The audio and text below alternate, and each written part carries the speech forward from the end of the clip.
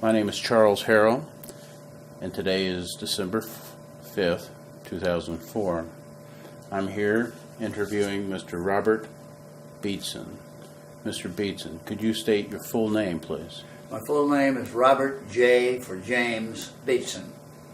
And your place of birth? Place of birth, Ludlow, Massachusetts. And your current address? Current address is 7813 Locust Court, Upper Marlboro, Maryland. And when were you born? I was born on July 3rd, 1922. Can you tell me what war you served in? In World War II. And what branch of service? I started as an enlisted man with the Yankee Division in 1941. I enlisted on January 8th, 1941. And did you serve with any other branches? Yes, I did. I stayed with the Yankee Division until the summer, the mid-summer of 1942, when I transferred to the Air Force. It wasn't the Air Force in those days, it was the Air Corps. It didn't become the Air Force until 1947. Can you tell me what rank you were when you first enlisted? I was a private when I first enlisted, and I think it's germane at this point to indicate that in 1941 I received a promotion to sergeant, and at the time I was believed to be the youngest sergeant in the United States Army. Can you tell me why you were promoted? Very simple, because the Army and the armed forces in those days were not exactly the places to be. As a matter of fact, in contrast with what goes on today when a serviceman comes home and is treated like a hero, and justifiably so, in those days, the armed forces were not the place to be. Very frankly, for anyone who had any education, regardless of how simple it might have been, great opportunities. But stop and think of the condition of the armed forces. At that time, we were considered, with regard to worldwide armies, we were considered either 18th or 19th behind Romania. And the reason, very candidly, the reason that I had no trouble being promoted was the competition wasn't tough at all. What was your rank when you finally were discharged? When I was finally discharged, a first lieutenant. I had been a first lieutenant for, approximately the month of January of 1944 through September of 1995, and I used to joke that I had been a first lieutenant so long my bars were rusty. Mr. Beatson, I want to step back now in time to your very first memories. Can you tell me where you grew up? Yes, this is a joy to have you ask that question, because my mother, who died at the age of 99, could never believe this, but my dad had built a sled. I was the first child, and he had put a box on that sled so that she could put me in the sled and pull me around the streets when it was a snowfall.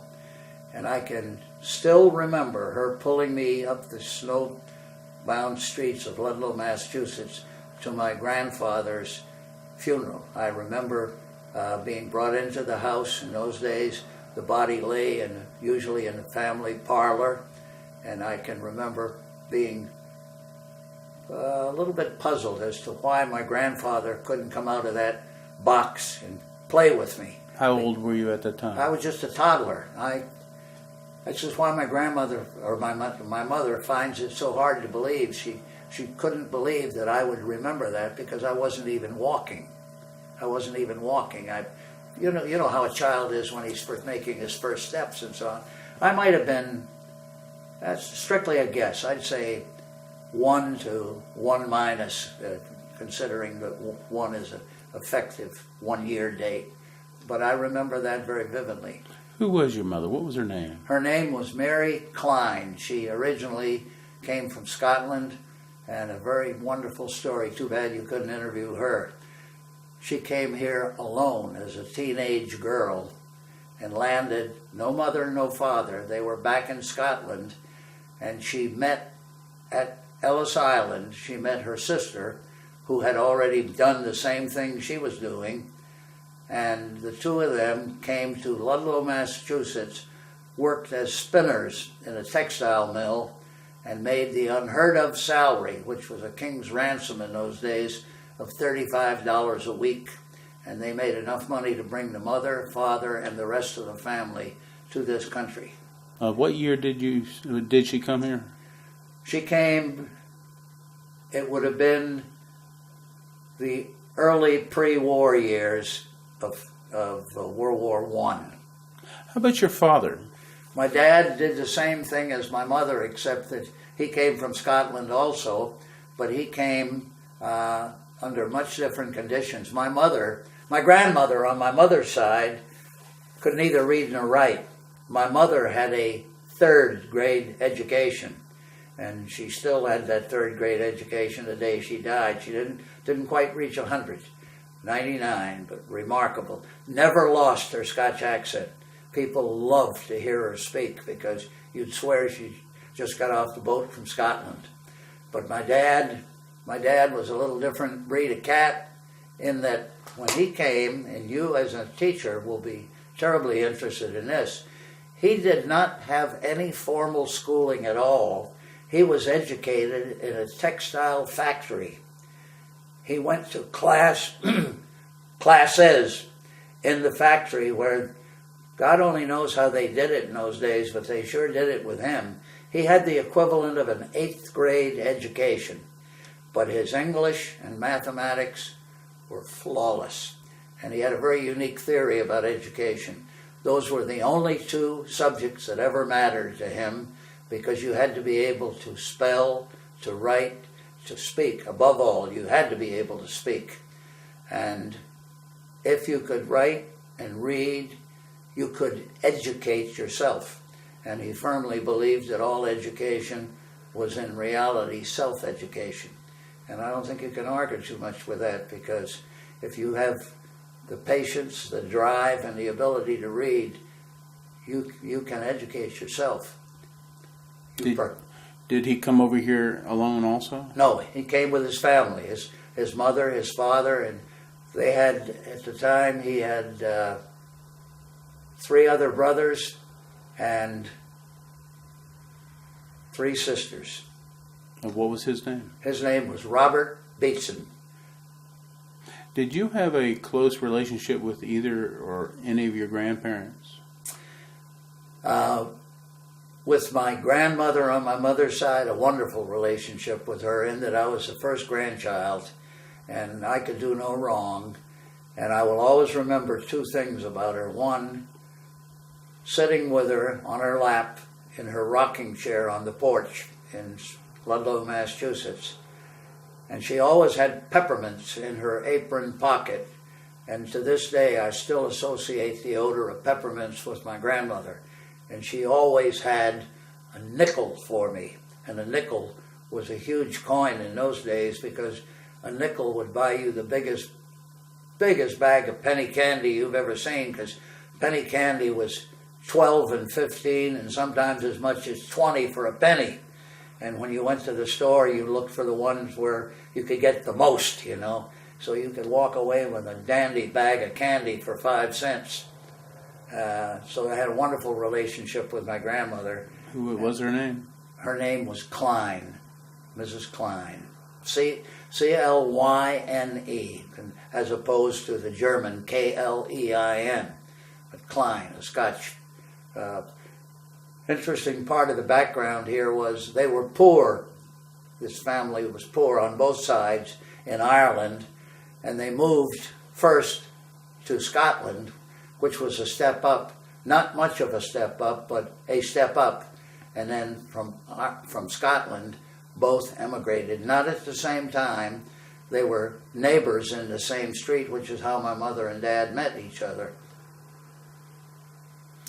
When you were growing up as a young man during the late 20s, and I realize you look at your mother and father in a certain way, but did they live in poor circumstances? No. The funny part is there's an old wisecrack that you never knew you were poor until somebody told you that, you know? And I'll always remember this as being a very wonderful home with lots of people in it. That was very significant because I was terribly fortunate in having 6 or 7 relatively young aunts. A couple of them were real pretty girls and so on. And as a toddler, every place they went, they hauled me around with them. And I had a couple of uncles in that same family, heavily loaded with girls, but a couple of uncles in that same family. My grandmother, as I say, and it's a marvelous story, my grandmother could neither read nor write.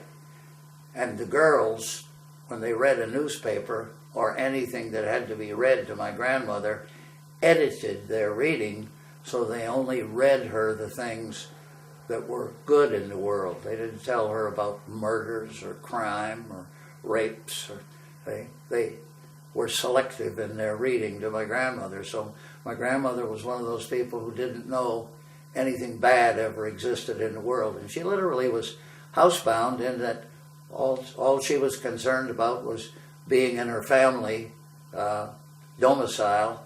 And they had the typical mill home, which was owned by the mill, but rented at a very nominal price, ridiculous price when you think of prices today, because some of the mill rentals, and these were 2-story homes with bedrooms and the whole schmear.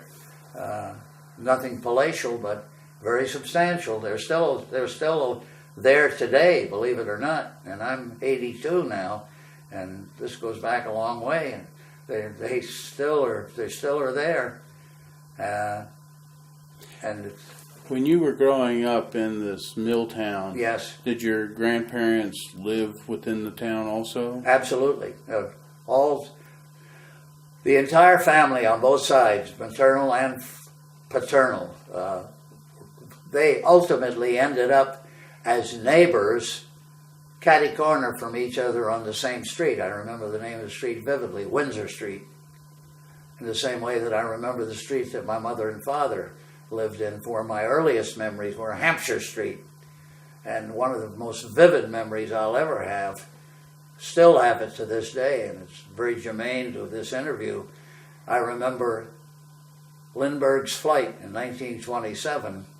I was 5 years old, and I vividly remember this, running up and down Hampshire Street, hollering about Lucky Lindy, because there was a song done about him. I don't know whether you're aware of this or not, but Lucky Lindy. And to this day, he's still one of my heroes. I've only had 2 in my lifetime. He's number 1, and the other one is a guy, and I don't think too many people can say this. He was a jet pilot in Vietnam, Colonel Fred V. Cherry, and Cherry punched out of a jet in Vietnam going over 700 miles an hour. Was a prisoner of war for 7.5 years, from 65 to 73. Once was in solitary for 2 years continuously, was beaten and tortured for 90-some days continuously, and the best part, or the most unbelievable part of the story, when they did surgery on him as a result of the injuries from punching out at over 700 miles an hour in the jet, they did surgery with no anesthesia. And Cherry takes position number 2 as the hero.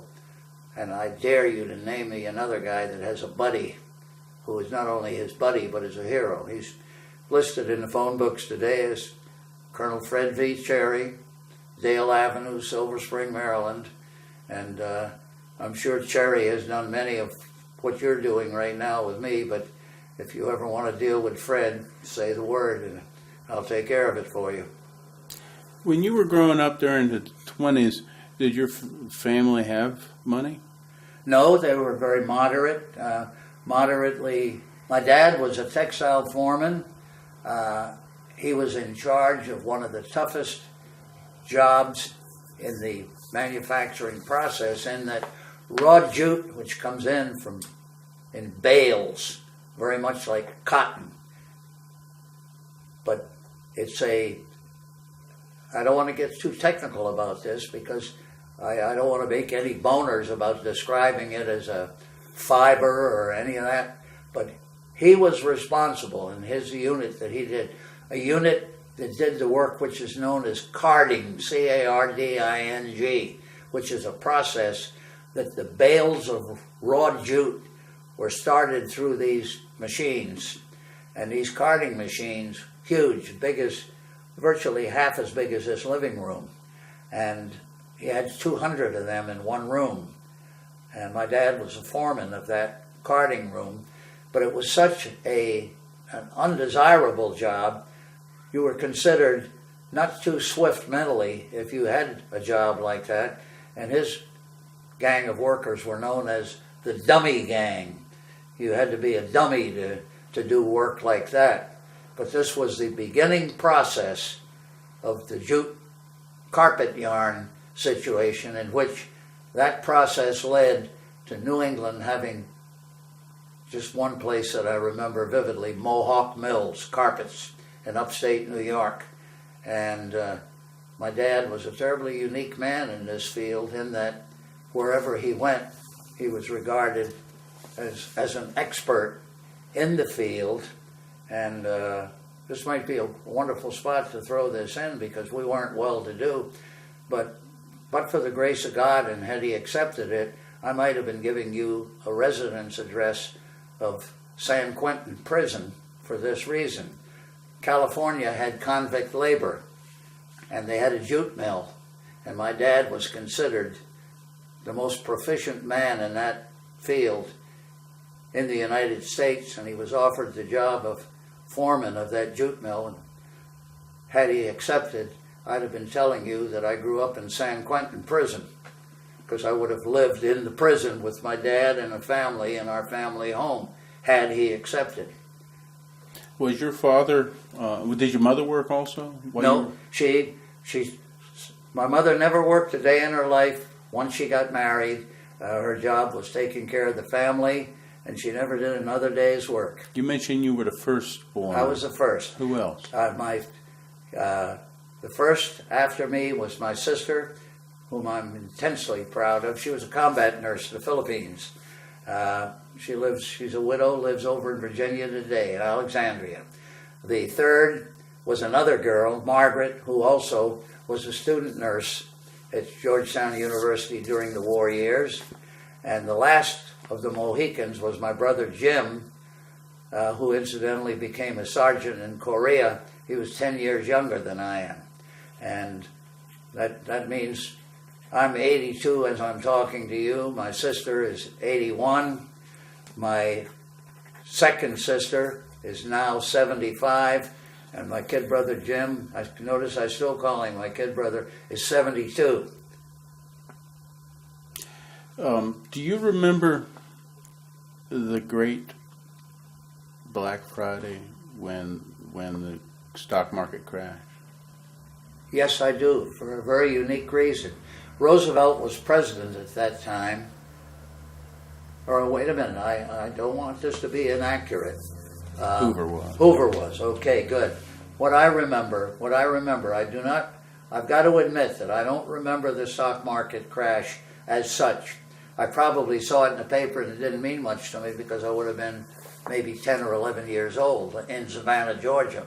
But I remember vividly when Franklin D. Roosevelt declared the bank holiday. Every bank in the country was closed, but on the verge of financial crisis. And I remember the Blue Eagles in the window, the NRA, the National Recovery Act.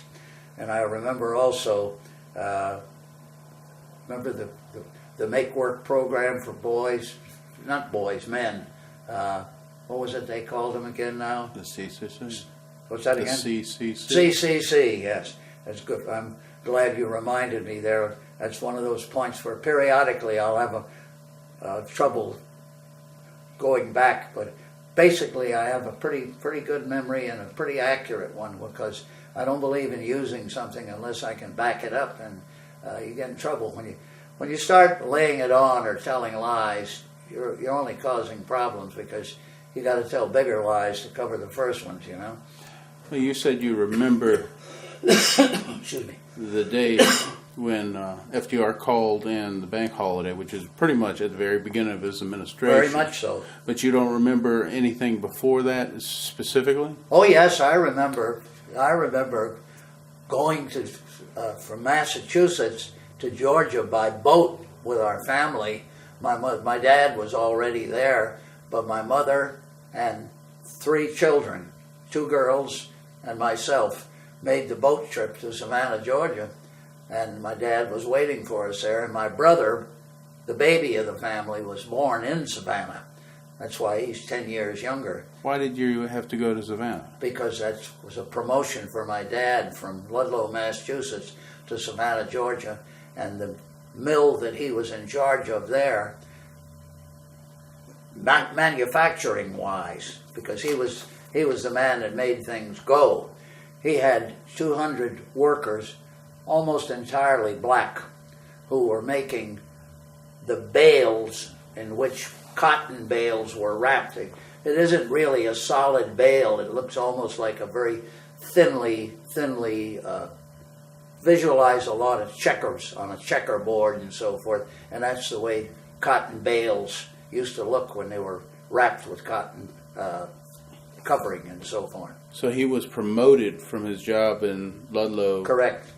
And it put us in a position, we were not wealthy, believe me. And an answer to your previous question, which I may not have answered properly, we always had a very comfortable life. But remember, in a mill town, when you had rentals of $12 and $15 for a house, a $25 or $30 salary would take you an awful long way. I remember good days in Wilmington, Delaware, in the 1930s, the late 30s, when my mother used to get a $10 bill from my dad to buy groceries for the week. A quart of milk, 10 cents. I mean, today I have a favorite saying that I use quite often. All you're doing today is handling more money. Let me illustrate that with a simple point. When I was an FBI agent, take quite a jump now.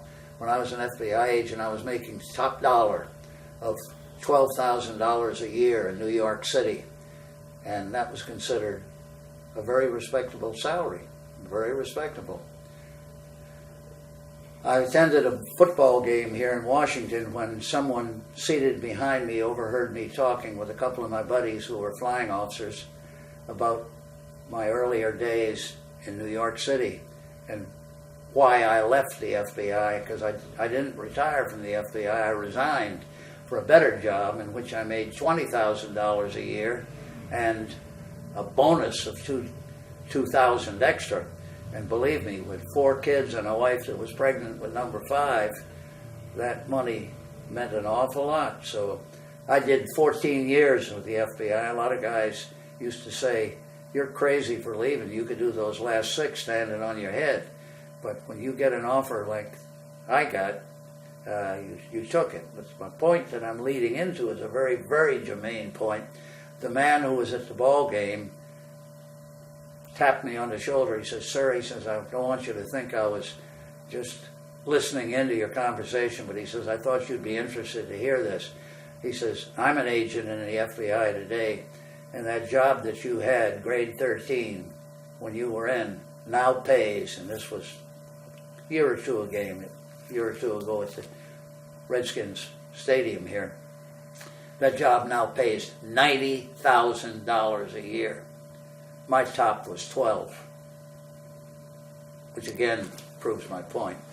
So during the Great Depression, your dad never really lost a job? No, he didn't. He didn't, and I never stopped thanking God for that. We never truly knew there was a depression, but I would temper it by saying we were never well off, because I have a pretty good idea what being well off means. I've had the privilege of eating with several millionaires and so on, and big bucks don't impress me that much, but I know the difference between having a Rolls Royce and having a Pontiac, you know, and in Savannah, I mean, you knew people that had classy boats and things of that sort. Savannah, a very unique city, very, very unique in many ways. And when you were questioning me about my memories, why I would remember one thing and might not remember another, I remember very vividly my elementary school, in which, and I'm sure you've seen this happen in schools because you're a teacher, students are very, very prone to pick one guy out that they'll egg on to, hey, why don't you do this? Why don't you fight this guy? He said such and such about you. You know, the setup fight. And I remember being the participant in one of those fights, and it was a regularly scheduled fight. We fought each other for 2 or 3 days running. And finally, the principal, who was a female, sent for my dad. And my dad made sure that I got the word real quick that that was going to stop. And remember, whether you want to blame that on the change from Massachusetts to Georgia, or my being too young to realize I was being set up as the fighter and everybody else was enjoying the show, huh? You're getting your brains knocked out and putting on a show for everybody. You get disciplined in school and then you get disciplined at home. But I remember that vividly. And I still remember, and with great gratitude, the teacher that gave me such a great interest in English and reading. Her name was Mrs. Jeter, and she got hold of me in the 7th grade. And you might say that I literally was a sort of a teacher's pet, because I was her star pupil. Was this in Savannah? Savannah, Georgia, the 7th grade. I can pinpoint that with devastating accuracy. I can still tell you the names of the parts of speech. And I know things such as a gerund as a verbal noun, participles, things of that sort. When you have a good teacher, a good teacher is a priceless gift. And the sad part is, a bad teacher can do irreparable damage. I've been exposed to both, thank God. But I used to have a prof, Georgetown, and it said it beautifully.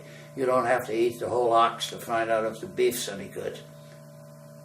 You can learn very quickly whether that teacher has any substance or not. It doesn't take too long. When you went to Savannah, were you in 7th grade when you made the switch? No. I went to Savannah. I was promoted to the 6th grade. My elementary schooling was very, very unique in that I started in the 1st grade. I remember skipping the 2nd grade, getting a double promotion, which I definitely would never do again, because I think it sets you in motion for some troubles in your later life, in that you're constantly out of sync. You're a member of the parade, but you're not really in the parade. So that I moved to the 3rd grade, and then from the 3rd I went to the 4th, and then the 5th. And from there we went to Savannah, Georgia, and I've transferred to Savannah, Georgia. Still remember the name of the school, 49th Street Elementary School, a very nice section of town. Public school? Yes, public school. I went to public school all my life. I'm a Roman Catholic, but I never saw the inside of a Catholic institution until Georgetown. When you went to Savannah as a young boy, as you Right. were, was there any shocking differences that you saw Oh, versus absolutely. Ludlow? Absolutely. I'll tell you the greatest one of all, which has put me in a very unique position with blacks today. I probably am one of the few guys you will ever meet who can legitimately claim to seeing a Georgia chain gang going out to work in their truck with a trusty on the back with a double-barreled shotgun broken and a bloodhound in the truck with him. And these guys who went, I was in a it was a residential neighborhood, but on the outskirts, new homes and so on were being built. And this truck would go down the street, big truck carrying, maybe as many as 20 to 25 prisoners sitting on wooden planks across the truck and so on. with their black and white stripes and with ball and chain on them out to crush rocks and do the manual labor and so on that they did in those days. And that Trusty was there with that shotgun. And as a young boy, I just knew in my heart that this was not right. I said to myself, and yet it made me wonder, why are they there? You know, what did they do to get there? I wasn't so stupid that I couldn't figure out that there must have been some criminal activity because I could read a newspaper, you know. But that's one of the things that I remembered vividly. Oh, I remember vividly in Savannah, Georgia, the business of blacks. If you had a black servant in your home, the black servant did not use, unless you were a very charitable person, and I didn't know too many charitable Georgians at that time, believe me, because this was the way things were. Whether people like it or not isn't the issue, but this is the way it was. We had a garage in which a special toilet had been built for the black servant that we had in the house. So you had a servant? Yes, we did. Well enough yes, to we golf did. it in there? And the wages were pitifully meager. I mean, I wouldn't even want to say what they were because my dad was not one to be saying what things cost, but my dad was a terribly charitable man because he regularly used to take our black servant home in his car, and she lived a respectable distance from our home, and he used to pick her up and bring her to the home. She didn't, as I recall it, she did not work every day. She worked several days a week. You remember her vividly? Do I remember her? Yes, vividly. What was her name? I couldn't give you the whole name, but her first name was Teresa. How did she affect you? As being a very humble, docile person, very helpful. She just considered that when she was in that home that it was her job to do any of the menial tasks that were there, and that my mother was a lady of the house, and yet my mother all the time we were in Georgia did the cooking and what have you. I mean, my mother was remember, she had a third grade education, and my mother was a crack spinner. And when you were making $35 a week, believe me, they weren't paying you that kind of money to be a sort of a jackleg employee. I mean, she and people like her, some of the pictures of them, and the girls used to wear long, they'd be the equivalent of, they used to refer to them as bloomers. They capped them at the knee like a golf knicker so that they couldn't possibly be entangled with any of the bobbins and so forth in the textile mills. Because my mom was a first-class spinner. So were her other sisters. I mean, this was quite an industry in New England at that time. It's hard to believe that the first big moves were to the south. And then, of course, as you're well aware today, the South no longer has it. It's moved further south and to other countries. Did you have any good friends that you had to leave in Massachusetts when you left to go to Savannah? I've got to admit, other than the usual boyhood friends, never had anybody. The word friend is terribly special to me. I use the word to describe most of your so-called friends when you're younger as acquaintances. And I played in a high school band, believe it or not, even though I was in elementary school. I played in a high school band, and I was just you can imagine, anytime we ever played in a band concert, everybody wondered who that little boy was, you know. And I was a fifth, sixth grader, fifth, because I was promoted to the sixth. I remember playing in the Boston Garden in a big band concert, and just unheard of for anybody my age to be in a high school band. I played the trumpet in those days. Did your family go on Sunday rides or Saturday rides? My dad had I remember the very first car that he really ever had. That was the one where it would have been a Model T or something very close to a Model T, but no windows, obviously, they had isinglass curtains, and if the rain started falling, you leaped out of the car to go around and attach the curtains so that the rain wouldn't come in.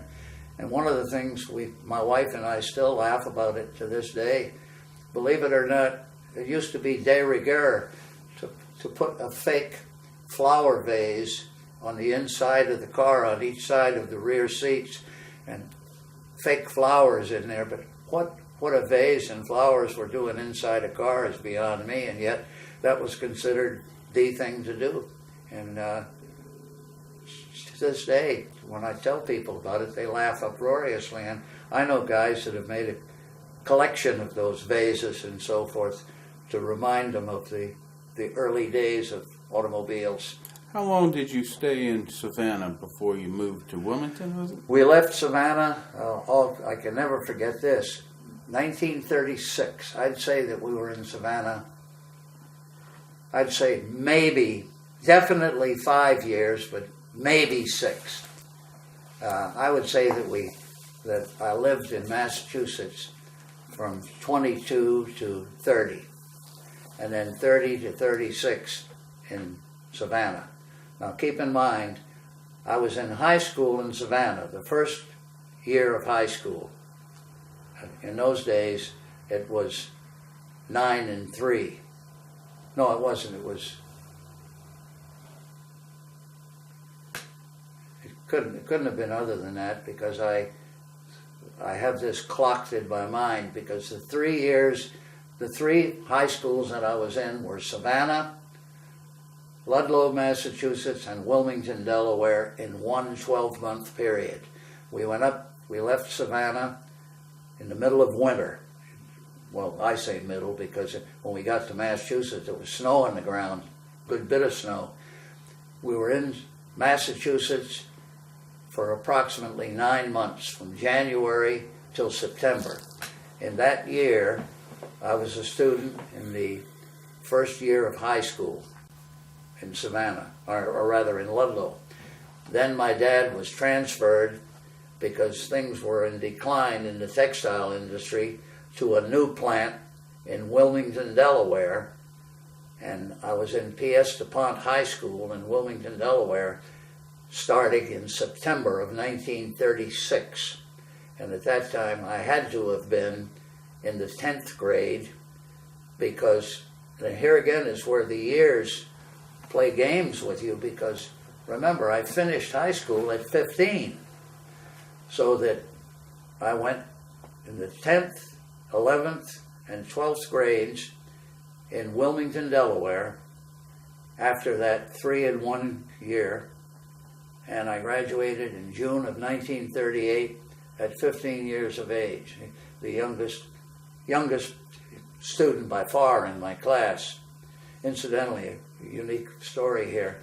At our 50th reunion, several of the girls in our class were having a pretty violent argument about, he wasn't really the youngest one in the class, I was, at routine. And one of my buddies, whose name I can still remember, Bob Zeller looked at him and he said, look, he was the youngest in 1938 and he's still the youngest. And I've always loved that remark. He settled it very quickly, but apropos of saying that it doesn't take women too long to interject a note of non-agreement was, he's not the youngest, because at the 50th reunion, the word was going around that Bob Beatson is here, and of course, some of the stuff about my flying days, they did a nice collage there about my flying days, and the editor of our school paper asked me, she says, Bob, do you mind if I make a copy of this? She says, I really and truly, it was a very good, had a buddy in those days that was a head topographer in the Washington Star, and he did a dummy front page of me, and she said, do you mind? She says, I've got to have this as a memento. I said, no, be my guest. Her name was Peggy Gauze.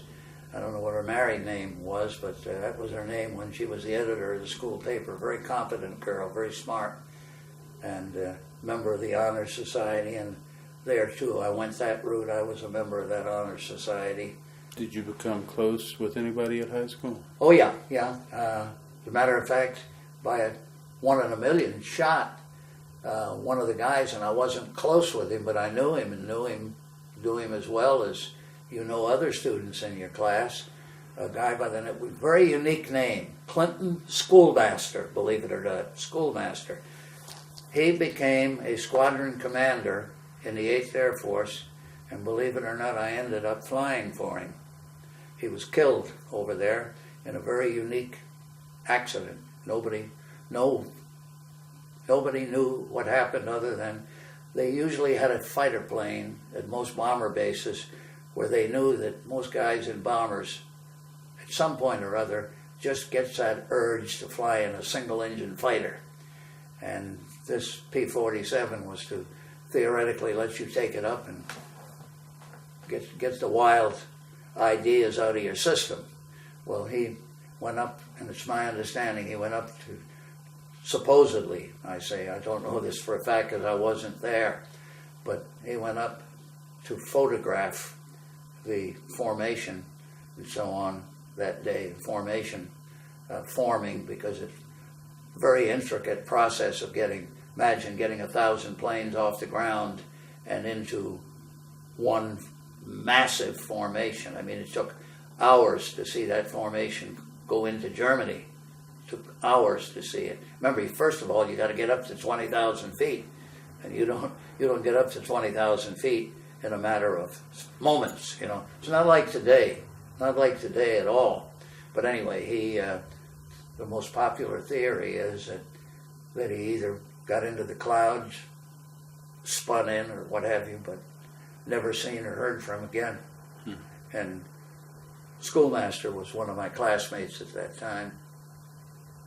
Were you popular with the girls or anything? That's one of the best parts of my life. I didn't even know girls were around. I was still wearing knickers in high school. And remember, it gave me the dandiest foundation you've ever seen. And there again, chapter 2 of my education memories, I had the most wonderful math teacher you have ever seen, and her name was Enola, like the Enola Gay, Enola C. Cavanaugh, and she came from Danbury, Connecticut, and she thought it was just wonderful that I knew the slogan of Danbury, Connecticut, because my wife is a Connecticut native. That was once the hat capital of the world, and the slogan was, "Use your head, wear a hat." And Mrs. Cavanaugh is the one that really and truly hammered mathematics into me. And I'm a great believer in my dad's theory that the only two subjects that really matter are English and mathematics. You get into big trouble with other people about the social sciences and all the rest of it. But if you can read, you can educate yourself. You may not, in the eyes of people, have a college degree, but you know what? There's an old saying about a lot of college people, and a lot of people who ain't saying ain't eating. Can you tell me the most embarrassing thing that happened to you in high school? Don't really remember anything, because I was, other than being treated as a younger kid type, you know, I didn't dare even think of dating a girl, because I didn't even know what dating was. I mean, to me, living then was playing ball, playing baseball, and doing any of the things that young guys of that age did. You know, and I had my own. I usually traveled with a group of guys that were my age, but they were back in the 8th to 9th grades, and I was in senior high school. I played a lot of basketball and baseball. I'm very proud to tell people today that in 1936, going back to Massachusetts again, in 1936, at the age of, that's when we came back from Savannah, I batted against the great New York Yankees pitcher Vic Raschi. And when I used to see the Yanks play in Yankee Stadium in New York as an FBI agent, and Raschi would take the mound, he pitched for Springfield, Massachusetts. They hung the nickname on him, the Springfield Rifle, because that's the home of the Springfield Armory. and where the Garand rifle is manufactured. I'm one of the few guys you're ever going to talk to that refers to the Garand as the Garand, because they refer to it as the M1. And the reason I refer to it as Garand is that's the name of the French Canadian who was responsible for the Garand rifle. So I think the least you can do is give the man credit for it. That was his name. I'm going to ask you a social studies question here, since that's what I am, a social studies teacher. Right. Can you tell me, in the late 30s, before you graduated, Right. did you see or recognize what Hitler was doing in Europe? Oh yeah. Only we didn't really realize the gravity of it. But I'll tell you what we used to do, and I'm not too proud of this in a way. We had a theater that was run by a Jewish man, and I realize now more than ever how it must have affected him. But when the newsreels would come on about the great things that Hitler was doing and so on, and I remember vividly seeing show after show, and the condition of the country at that time too, and America First, and the Madison Square Garden being the place where rallies were held rather. We used to go as a group of boys to this movie, and when the Hitler troop movements were depicted on the screen, and the jackboots would be marching, in cadence down the halls and so forth, in the movie theater, we would stamp our feet, and poor old Ben, the owner of the theater, would come running back to try to catch us in the act. And of course, needless to say, when he'd come running back, we stopped that. But then the minute he turned his back and went back to his duties at taking tickets, we'd start stomping again. But there was a very definite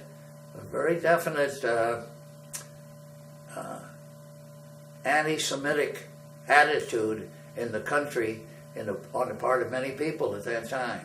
Very definite anti-Semitic attitude.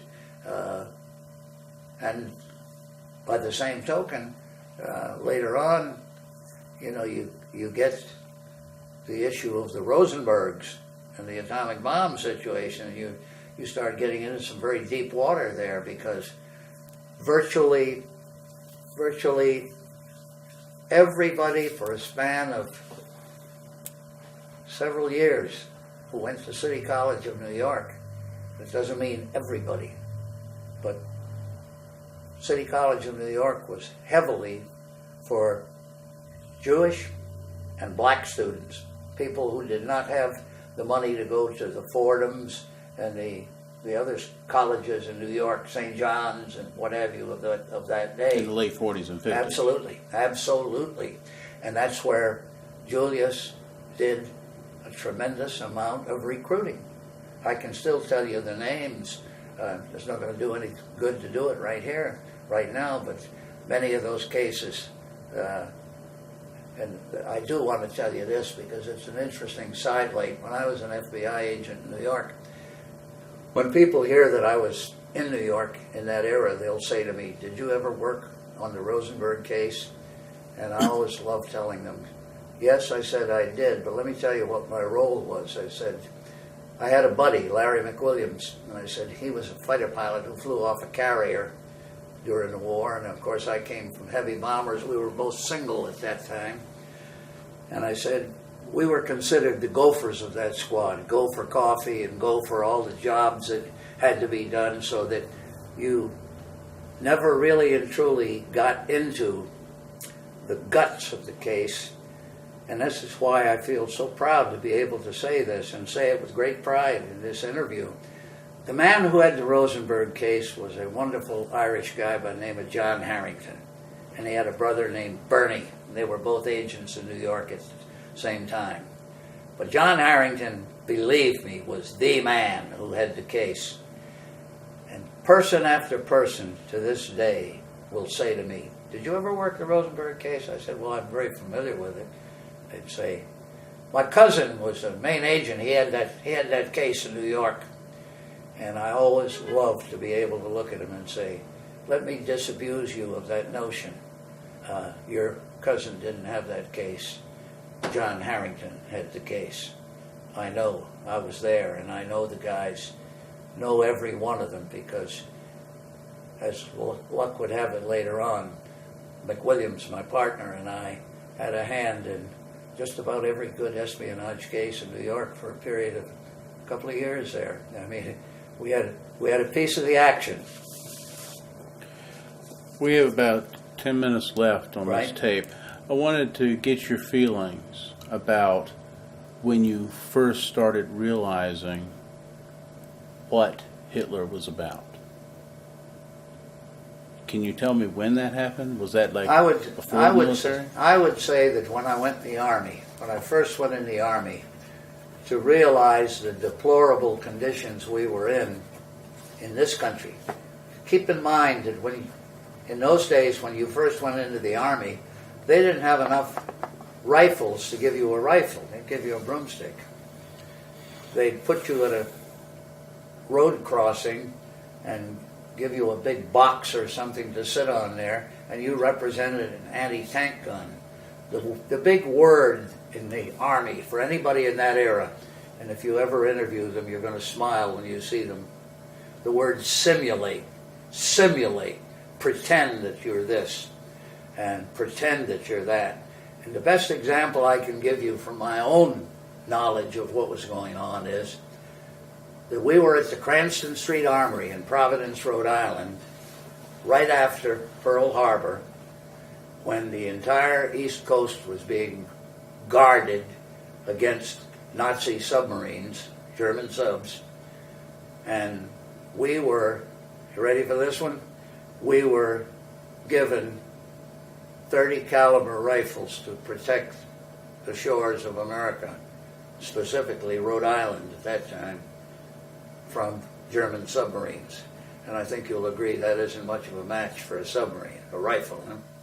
But that was, what happened was that not too much praise can possibly ever be given to the Royal Air Force, because the Royal Air Force bought the time that we needed, because we were in no shape. We were in no shape to go to war. Believe me, we weren't. No matter what anybody tells you. Sure, the arsenal of democracy and all the rest of it, but it took a while to get those things geared up, to get Henry Ford's assembly line so that it was turning out Liberator bombers. You've seen pictures, I'm sure, of bomber after bomber after bomber coming off the Henry Ford assembly line. In fact, one of the big jokes when some of the bombers used to get to England, we had one in our outfit. Of course, the big assembly plant was known as Willow Run, and when he got to England, guys all named their bombers and so forth. One of the guys who was pretty witty over there named his Will It Run. Not Willow Run, but Will It Run. I knew another one that got a guy in our outfit whose name was Ford. He named his Ford's Folly. But apropos of knowing about Hitler, I would say when I went in the Army and saw what it was and realized that we were, remember I was in the infantry then, and even though I was in a heavy weapons company, I made it my business. I always loved, I've never been much of a gun buff as such. I mean, today, other than owning a double-barrel shotgun, which my dad bought for me when I was a young boy in Georgia, double-barrel 20, I've never killed any animal that I know of, have no desire to shoot a deer, even though it's probably my wife coming in downstairs. I have no desire to go hunting. And I think it's a direct outgrowth of the bombing I did, because every time that I flew in Europe, I flew with a load of anywhere 6,000 to 8,000 pounds of bombs, and I did that 30 times. And the idea, I tell people regularly, it's not a nice thing to say, but I say, when you think that murder is a terrible crime, I said, let me sort of tell you something unique. I'm probably about as big a murderer as you're ever going to encounter, because I dropped 6,000 to 8,000 pounds of bombs over 30 German and French cities. And I said, had no knowledge, still don't have any knowledge of the damage that it did and the people who were killed. And when people say, well, don't you feel very badly about that? Not a bit.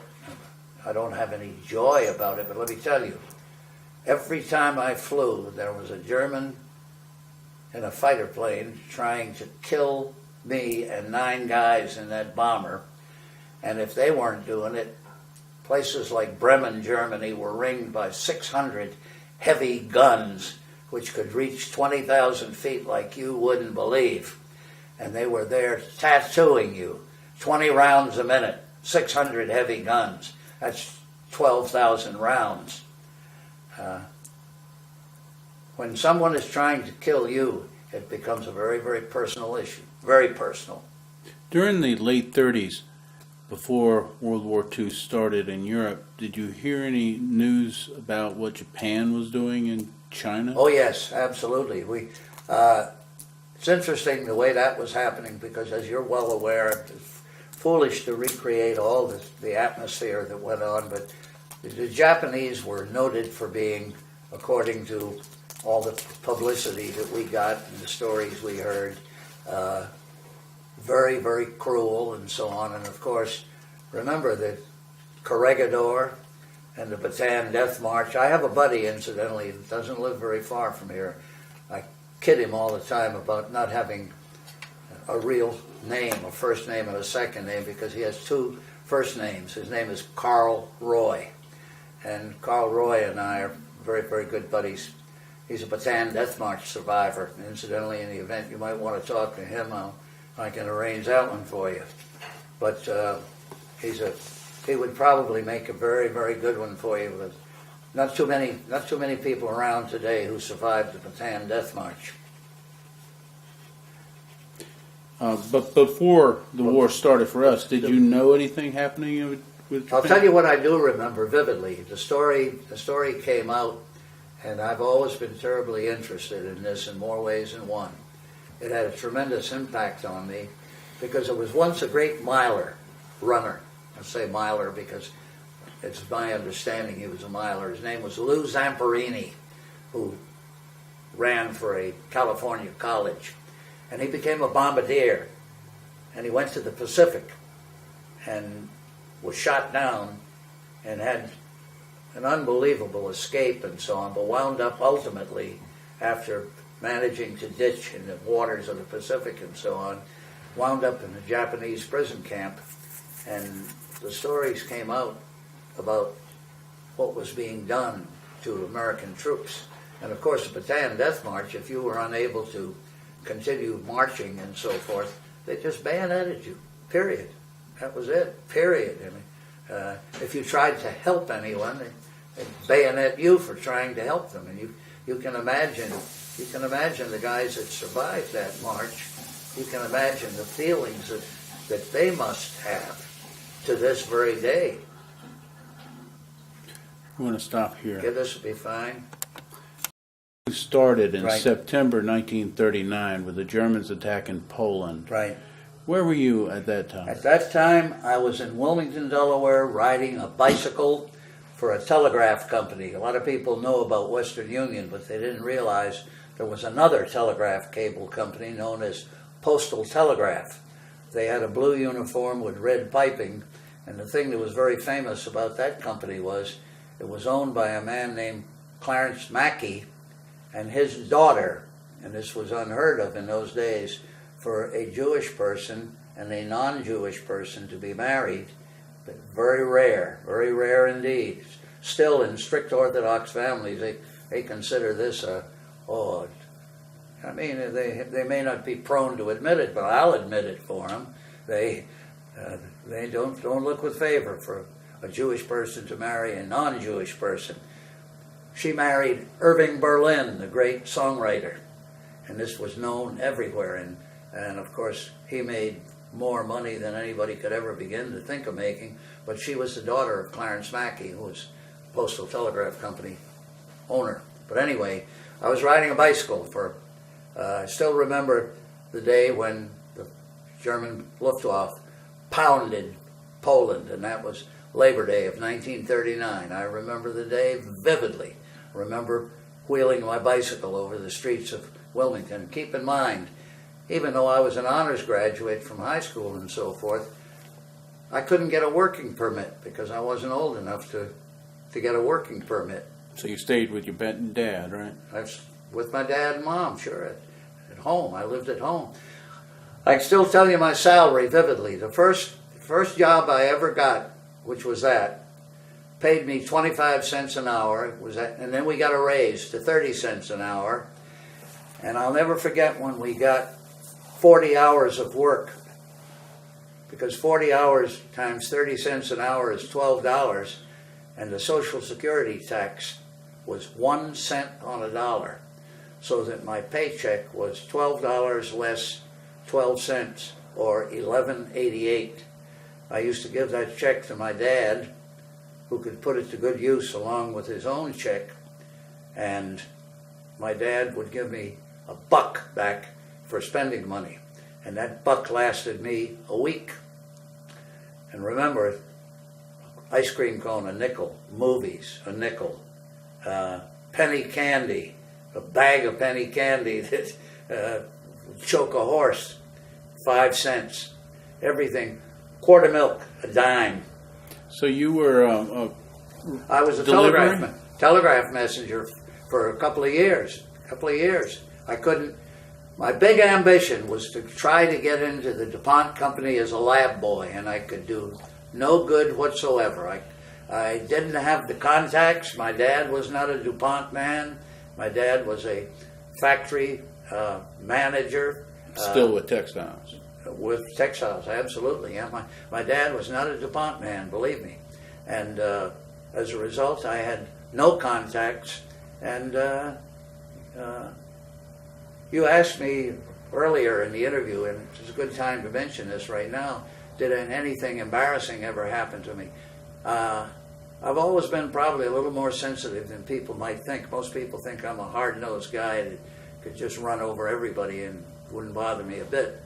And I'll admit there are parts of my personality that give people cause to think that, but I'm a little more sensitive than you might think.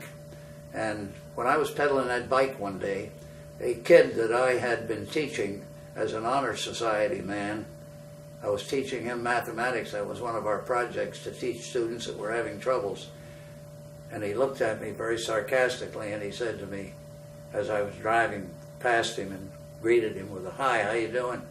He looked at me and he says, "Boy," he says, "you've sure come a heck of a long way." And that hurt. But I wouldn't swap that time riding that bike for anything, because it was the first real taste I ever had of what humanity is. Because the people that you would expect, the really well-to-do people that you would expect when you brought them a telegram that this would be a tip, never tipped. And the little old lady that you thought was having a hell of a go of it and having trouble making ends meet, she had a nickel or a dime, or maybe in rare occasions, maybe as much as a quarter, because in those days, hey, silver was mighty desirable. Let me tell you, a half a buck would go a long way.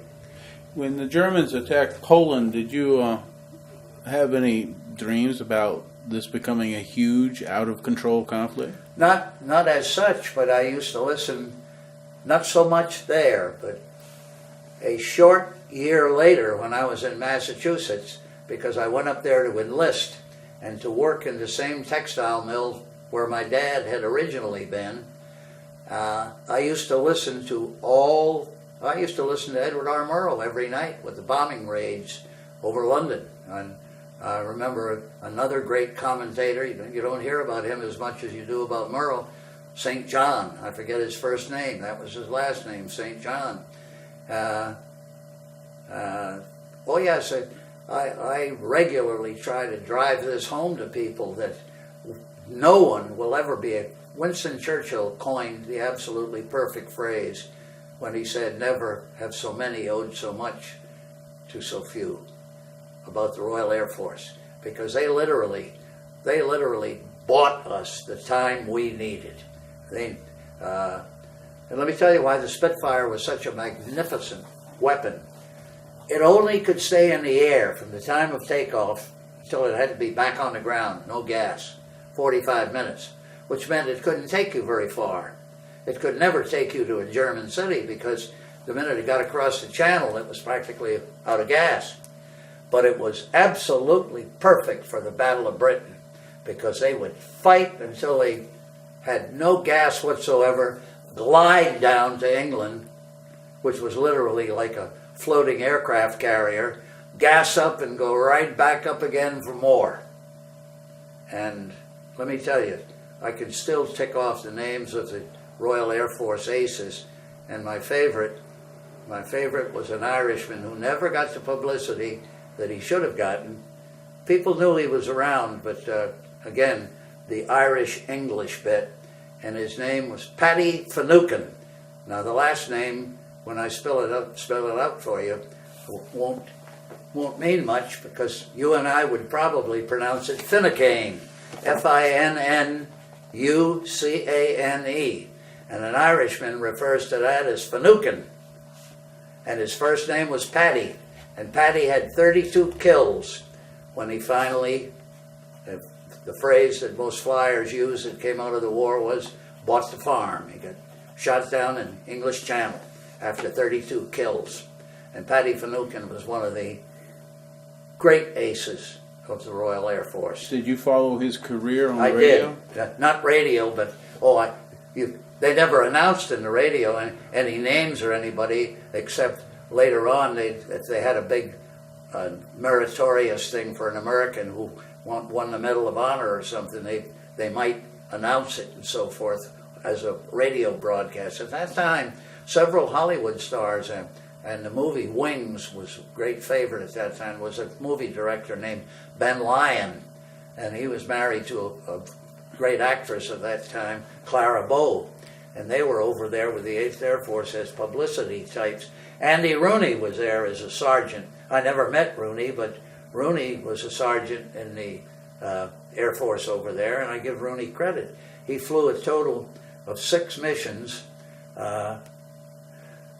3 with heavy bombers and 3 with medium bombers. But he knows firsthand what he's talking about. But he didn't fly 25 and he didn't fly 30, and he's very generous in his praise for the guys that flew bombers. So how did you keep up with this guy, this Irish ace? Because of reading about him constantly, and I used to read. I made it my business to read every English paper I could get my hands on, and of course you had all this time to yourself when you were in between flights, and the weather was so miserable. There were days when we couldn't fly. But that's during the war. During the war. Before the war. Well, this is during the actual war. Right. Actual war here. I mean, because he got shot down in the period there just before I got to England. But again, you had guys like Douglas Bader who had no legs as a result of an aircraft accident in which, believe me, think of what he went through. No legs, and anybody who's ever flown an airplane can tell you that you've got to have a right foot or a dummy leg of some sort to be able to hold right rudder, because your plane is going to veer to the left. You know, prop is going one way, pulls you the other way, so you've got to hold right rudder. No legs. And Bader became one of the most notorious of the Royal Air Force pilots in terms of kills. Douglas Bader. And when they had the great end of the war flyover, when they flew over Germany with all the British planes and what have you, the guy they chose to lead them was Douglas Bader. Can you tell me about why you went to Massachusetts? Absolutely. Terribly simple. My dad did not have enough money to send me to the University of Delaware. Cost was $200 a year. He didn't have $200. He was comfortable, but he had 3 children, and he was buying a home. I still remember vividly the price of our home in those days was $6,700. That was the price of a home. But when you start figuring what a mortgage was and what a car was, and granted they're relatively lower prices, but they're eating into that take-home pay you brought home, and he just couldn't hack it.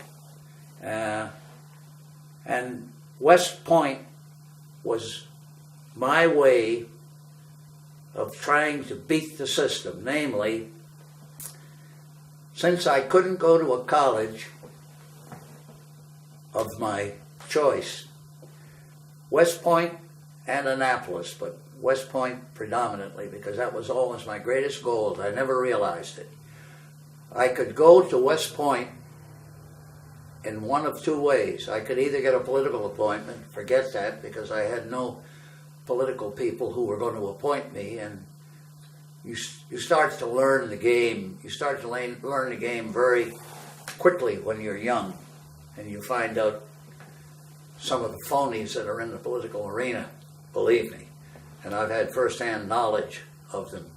But I knew through friends that you could enlist in the Army and take a competitive exam and go to a West Point prep school, and if you could successfully navigate the rule, you could get an appointment to West Point, and you were then a college graduate, and you had a job, and you were a commissioned officer in the United States Army. So West Point was for me. That's the reason I went to Massachusetts to enlist in the Army, and I was making $20 a week as a timekeeper in a textile factory, in the same factory where my dad started as a young man when he came to this country. But when you enlisted in the Army, was it like a reserve? It was National Guard at that time, but remember, they were, I want to use the proper word, they were federalized. They were federalized into the United States Army. That's why this person you're talking about, Danahy, same way with him. He would have been in a National Guard outfit, maybe in a city like Lawrence.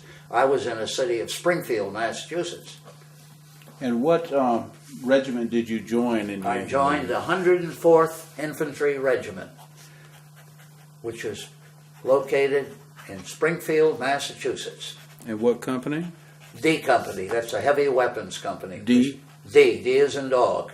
There's one heavy weapons company in every battalion, and there's 3 battalions that are infantry regiment, so that your heavy weapons companies are D, H, and M.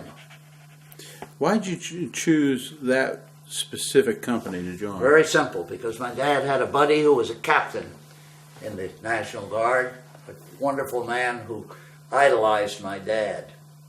And he had indicated to my dad, Bob, if he ever wants to get a shot at West Point, I think I can help a little bit.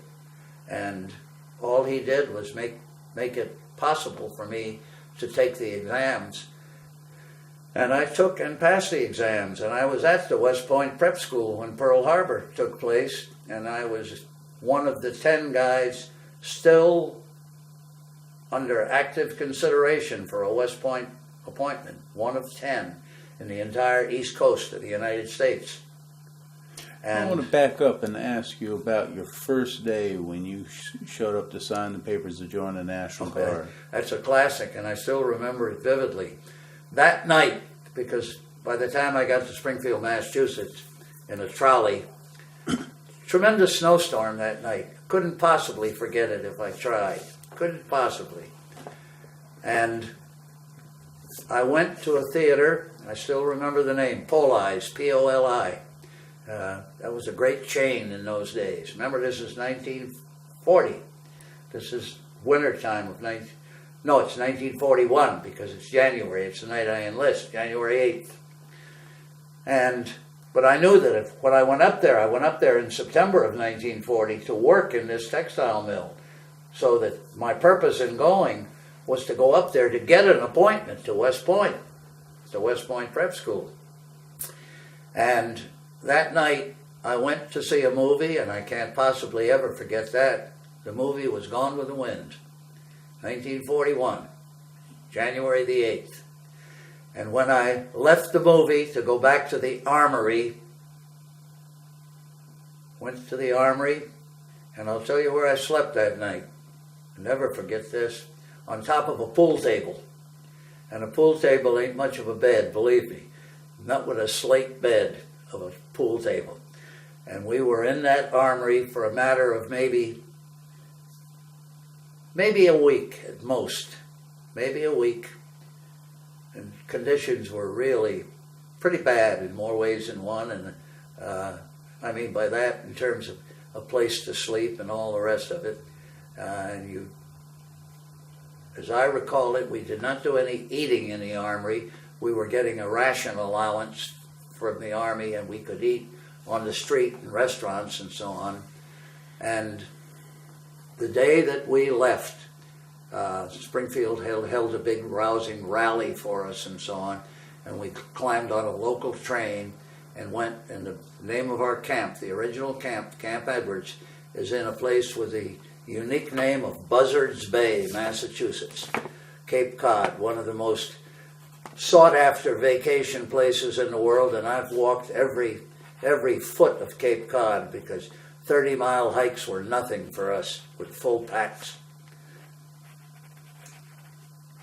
And lo and behold, I went through, the best way of taking through all of this is we went through all the usual Army training and so forth of training troops and training ourselves and maneuvers, firing weapons, the usual stuff, bayonet drill. A lot of rifle ranges? Yeah, rifle ranges. Even though we were a heavy weapons company, you didn't have to deal with them. You were dealing with your own weapons because we had two types of machine guns, the air-cooled 30 caliber and not the air-cooled, water-cooled 30 caliber, and the air-cooled 50. And the 50 is the same one that was in the bombers as guns, so that made it very convenient knowing that you're moving from one thing to another that you're very familiar with. Did you learn how to shoot both those? Oh yeah. And the interesting thing is, to make this easier for you, that whole period from our first arrival there in January of 1941 until September of 1942, that's the better part of a full year and 3/4. I had taken Air Force entrance exams and so forth to be able to become a flying cadet, because Pearl Harbor was the breaking of the dam. When, prior to Pearl Harbor, you could not go to flight school, which was Randolph Field, Texas, unless you were a college man. I'd never been near a college. Remember, high school, age 15, 3 years of pedaling a bicycle. Hey, I didn't even have a whiff of a college. So, when Pearl Harbor came, and they needed warm bodies, believe me, we did, because remember, the Army was pitiful. So was the Navy. No, don't anybody tell you differently. If they do, you send them to me, and you tell them, hey, I got a guy that'll tell you things a little bit different than you're putting it. And the British bought us the time we needed to get our factories rolling. And that's when the bombers were built, that's when the fighters were built, that's when rifles were being built right and left, that's when gals became riveters, and midgets were used for getting into terribly small spots to do riveting work and so on. How long did you spend at Camp Edwards? The better part of that year and 3/4, with just one exception. I was sent on detached service for the month of December 1941 to the 1st Division headquarters, which was in Fort Devens, Massachusetts. That was one of the great permanent Army installations at that time. Brick barracks, boy, they were considered unbelievable. And I was at Fort Devens. Remember, I was with West Point Prep School at that time. That's the only time that I was away from the outfit. I was there when Pearl Harbor broke. I'll never forget it. It was a Sunday morning. Tell me about how you heard the news and what you felt. It came very quickly, very quickly, because this was real regular Army outfit that we were with at that time. We were with an outfit, I still remember them, D Company of the 18th Infantry Regiment, and I'll never forget a first sergeant that I saw. I couldn't believe my eyes when I saw it, his left sleeve, because in addition to his first sergeant stripes, he had 33 years of service, which meant 11 hash marks down the left arm, so that his entire left arm was 11 hash marks, first sergeant stripes, first the big red 1 insignia. I mean, there's no room for anything else. And I'll never forget his name, McChesney, Sergeant McChesney. And that morning, when I came down, because it was Sunday and I was going to Mass, the word was everywhere that Pearl Harbor was bombed. And these guys were all listening to radio early in the morning. And I don't know, time difference, I don't know what it would have been and so on, but it was happening and was being broadcast by then. But the sneak attack, and I still remember these guys talking about it as Pearl. They hit Pearl, not Pearl Harbor, but they hit Pearl. And went to Mass. I still remember the snow on the ground that day, Sunday, Fort Devens, Massachusetts, and back. But that was the real break in terms of the Air Corps for me later on, because what happened, and I'm going to capsulize this for you, the reason that I washed out of the West Point Prep School is something you're going to find very difficult to believe. And remember, I washed out before Pearl Harbor. And the physical was stringent indeed, so stringent that they flunked me out of the physical because my teeth don't mesh all around my mouth, a term known as malocclusion, a bad bite. And I still believe that we had an overeager dentist there I was his pet project of doing casts of my mouth and so on. But regardless of being one of the 10 survivors, Now keep in mind, they could afford to be this way then. But let me emphasize something that I still carry with me to this day. 1 short year later, I was flying combat in England. All of a sudden, a warm body was very desirable. That's why that flood of enlisted men came primarily from National Guard outfits, reserve outfits, and so on, that were federalized to beef up the regular Army. Because the regular Army, in those days, before this all happened, before these outfits were beefed up, and remember, this was also the day that a lot of guys became OCS candidates, Officer Candidate School, who were known as 90-day wonders. They went to schools in Miami, Florida, predominantly, and were commissioned after 90 days, and that was a name that they were regularly given. But these guys, many of them were business types and so on, who blended very nicely into administration and things of that sort. And let's face it, you had to have all types. When you have armed forces, you got everything in there. So after Pearl Harbor, did you leave Fort Devens and went back to Buzzards Bay? I had to go back to my own outfit, to Buzzards Bay. And I soldiered with them. And remember, it was during that period that the exams came up for the Air Force. But not the Air Force. Again, I'm going to correct this because the Air Force didn't exist until 47. Air Corps, which was part of the Army Air Corps. Right. That's what it was. And so I took the exams and passed them. I was a sergeant, and that's why I said that unique period when for one day you were discharged from the Army and you had one day as a civilian and you became an aviation cadet, and you were referred to then as Mr. You no longer were a sergeant, but I had all that sergeant time behind me. I had the better part of 1 year and 3/4 as a sergeant, and stood me in wonderful stead later on. But it put me in a cycle that still exists to this day, because I'm talking to you today at 82, and many of my buddies who are dead would be 86 and 87 today. Many of my buddies today are 86 and 87 because there's always that gap between me, that 3-year high school gap. And when I enlisted at 18, there were people who thought I was a mental case. I've had people look at me and, again, excuse the profanity, is, what the hell's the matter with you? Can't you get a job? And remember, the specific purpose I was enlisting for was to get a competitive shot at West Point. And that went down the toilet with the physical thing.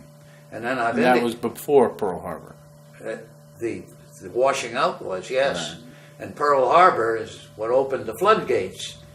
But it took months. Anything in the Army or the Navy takes time. Believe me, it does. So because I didn't get notice of my having passed the exams and so forth until February or March. So what did you do from December to March and April? Stayed with my outfit and soldiered just as if I were a regular member of the outfit. As a sergeant. As a sergeant. And you were working. Did you work any mortars or? I was a guns? platoon sergeant for 81 millimeter mortars.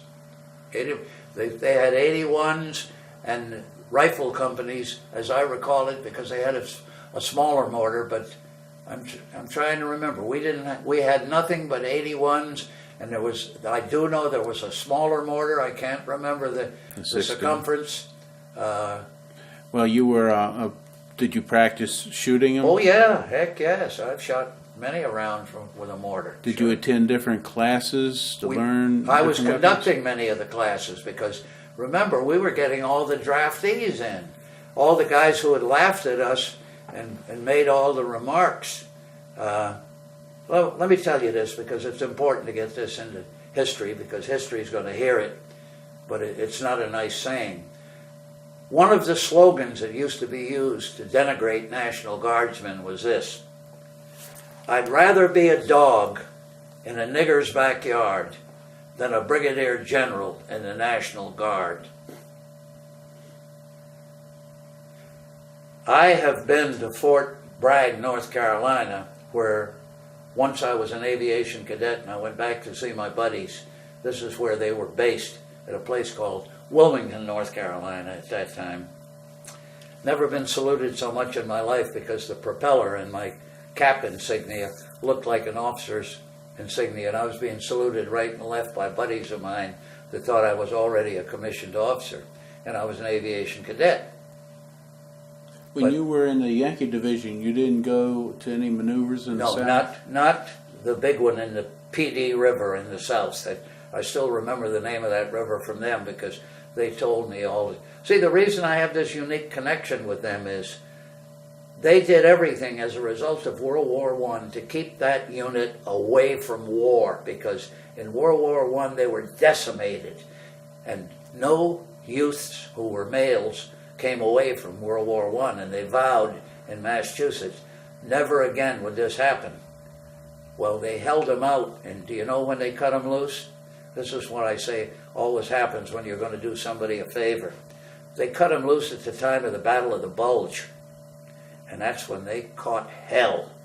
They caught hell, and I gather they were at St. Fifth. Yep. They caught it, and all.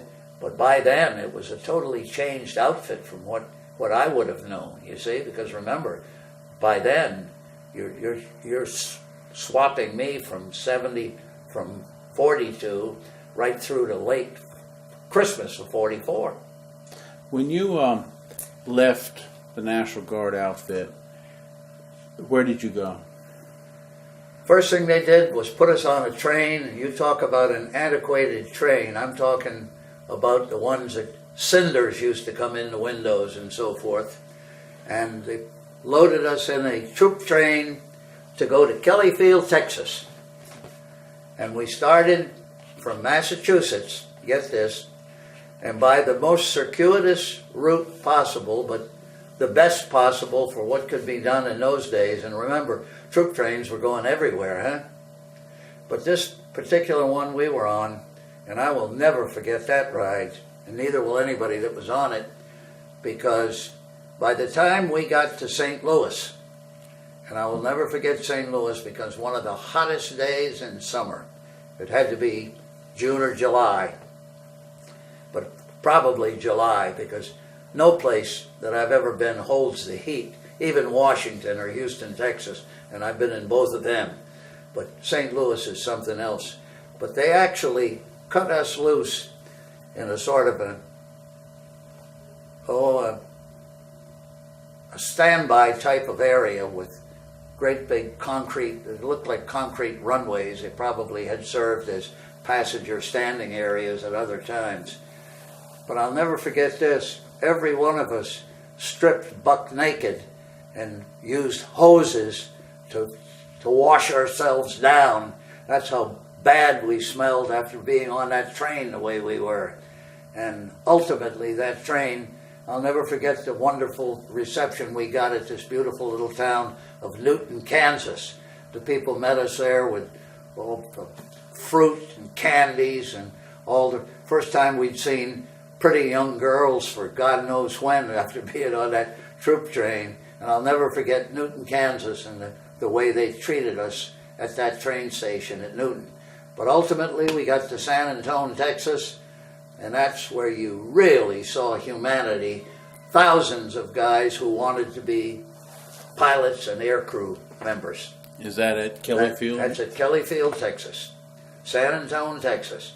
And that, at one time, remember, Kelly Field was one of the Air Force fields that had pursuit squadrons because the training area was known as Randolph Field. That's a totally different operation. That was training to become a pilot. Did you go to Randolph Field? No, went to Kelly. Went to Kelly because we weren't in that exclusive group that Randolph, strictly speaking, was wrapping up then. I mean, it was finishing anybody that was. They would have had classes that were ready to graduate, and they probably retooled so that they just kept teaching people, but instead of being college people, they now were getting enlisted people. When you were at Kelly Field, what type of training did you get? All kinds of it. It was literally a place to keep you busy doing something, just to keep you occupied. So a lot of physical training. I've seen guys, the temperature so hot and everything during certain PT workouts just fall over, you know, being dehydrated and so forth. And the usual, there was an awful lot of recreation that went on at that time too. USO shows and so forth. Anything to keep you busy, keep you occupied, and passes were freely granted to go into San Antonio and so on. Because remember, we had moved, every one of those enlisted men had moved into a unique circle because we went from the 21 buck category. Also as a sergeant, I was making 60, so it was no great thing for me, but for them, they were going from 21 bucks to 75 bucks, which an aviation cadet got. And that's another reason a lot of enlisted men became aviation cadets, because if they didn't make it as a cadet, they made it as a gunner, and they were making staff sergeant and tech sergeant pay with flying pay. So you weren't guaranteed an officer commission then? No. And my real training started when they decided which of us were going to be navigators and which were going to be bombardiers. And a guy like me was sent, the navigators were sent to a place called Ellington Field, Texas, which is outside of Houston. Now, did you want to be on bombers or navigator? fighters? I wanted to be in bombers ultimately. What was that field again? Ellington, like Duke Ellington. And that was near Houston? Houston, Texas. And when did you arrive there, do you think? A few months after? In the summer of 1942. And that was where I cannot give the Air Force enough credit for having set up beautiful schools, because we learned, and you talk about classes, from the minute you turned out in the morning, your day was spent with doing nothing but studying. Morse code is the one I remember most of all, because by the time I finished the Morse code course, I honestly believe I could have filled in for almost any radio operator. learned that Morse code beautifully, and most guys did, but you had to be proficient for this reason. Suppose the radio operator got shot up badly and was unable to man his station. Somebody had to be able to do it, huh?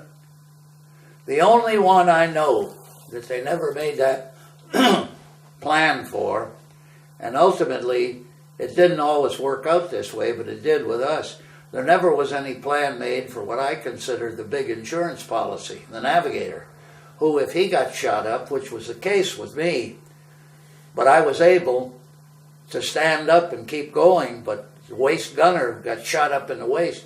He couldn't stand up. He had to lie down, and by the time we got back to England, the ambulance was waiting for us after. Yeah, we'll get to that. We'll get to that later on. Yeah, we're still talking about your training. Training, all right. Ellington. Yeah. Aircraft recognition. Why didn't they try to put you with the fighters? They told us cold, don't even bother trying to become a pilot. We've already got more than we can handle. Again, they had to be geared up. They had to be geared up, and they reached a point where they actually discouraged guys from being pilots. They wouldn't let them later on. They wouldn't let them. They needed navigators and bombardiers. When you were training to become a navigator, did you realize you were either going to fly B-17 or B-24? Not at that time, I didn't. You don't realize that until you graduate. You were flying in planes and with what you had learned, aircraft recognition. You were taught about parachutes. You didn't do any jumping, but you never flew without a parachute. And you flew in a special plane with three cadets in a specially crafted plane, so that you had drift meters. You read drift over the Gulf of Mexico, learned about you became very proficient with the stars in the skies. You had to be able to shoot the stars with your sextant, because when you flew across the Atlantic in those days, that's how you flew across. You flew across in your bomber. While you were at this school at Ellington or Kelly Field, did you get to know Did you get to know anybody personally that you became close to? Oh yeah, I became friends with all the guys that were in my barracks and in the area where you slept. Some you got closer to than others, but a Polish guy that I knew, I never hooked up after the war with him. Still remember his name vividly, Chester Balesta. He graduated. He had college time at Loyola, at Baltimore, in that era. He and I became quite friendly. Another fellow from Savannah, Georgia, that I ran into there, Marcus Baker, who was, oddly enough, the grandson of one of the South's most famous humorists, a man by the name of Irvin S. Cobb. People don't even know about him today, but Georgians know about him. But to try to resurrect a lot of these people doesn't really prove anything, because you're constantly being shifted, and the crew that you ultimately become most concerned about is the crew with which you fly, because those 10 guys, those 6 gunners, the 2 pilots, and the navigator and bombardier, they do something that no other family unit ever does. We talk about the family unit being the basis of society, but a bomber crew does something that no family unit ever does, and that is every time it goes out, it faces and knows it's facing death. I don't know of any family unit that goes out for a drive that contemplates dying. Did any of these folks that you were training with ever go become part of your crew? Not one. Not one. When I was sent, after I got my wings as a navigator, on April the 22nd, 1943. Remember, you had to go through tests when you were flying. You'd fly with 2 other cadets, I keep forgetting that, 3 in this specially designed AT-7, which was a gorgeous airplane, and pilots had to fly you, and they did what you told them to do about taking a double drift or flying a certain heading and what have you, and flying at night to shoot the stars and so on. you took tests and you had pretty darned. I give the Air Force very, very, very high marks for setting up the best schools I've ever seen for really and truly teaching a subject. But remember, quite an investment, because when a pilot wound up with a bomber crew, his value to the United States was supposed to be $1 million. And keep in mind that there are 2 pilots in every heavy bomber. So when you talk about 60 plane losses with just pilots alone, that's $120 million for one 60 plane loss. And that doesn't take into account the bombardier, the navigator, or the 6 most important guys I consider on the plane, the gunners. Because they're a breed unto their own, boy, those guys. You absolutely wind up loving those guys. 2 tech sergeants and 4 staffs. The staffs had 3 and 1 rocker underneath. And they all made bigger money than any other enlisted man anywhere, and flying pay. But back to that, it's best to say that if I took you through all the things we did, there wouldn't be enough time for you to put it all together, because the training was very, very extensive, believe me. You were there for about 9 months? Absolutely, absolutely, 9 months at least. All at Ellington? All at Ellington, yes. And then you were transferred. At that time, when I was there were 3 navigation schools.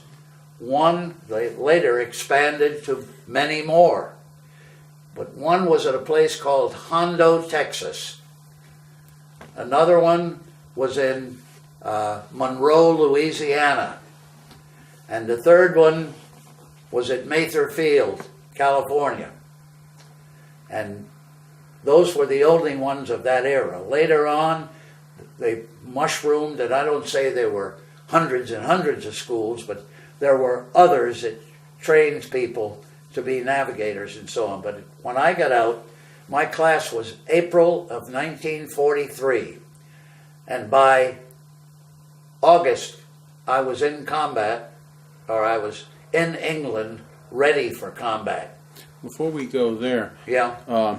When you left, did you leave Ellington Field? Yes. Right after you got your wings? After I got my wings, we all got orders to different bases. I didn't go in there with another guy that I knew from my class. I went into Davis-Monthan Field in Tucson, Arizona in April of 1943. What was the name of the field again?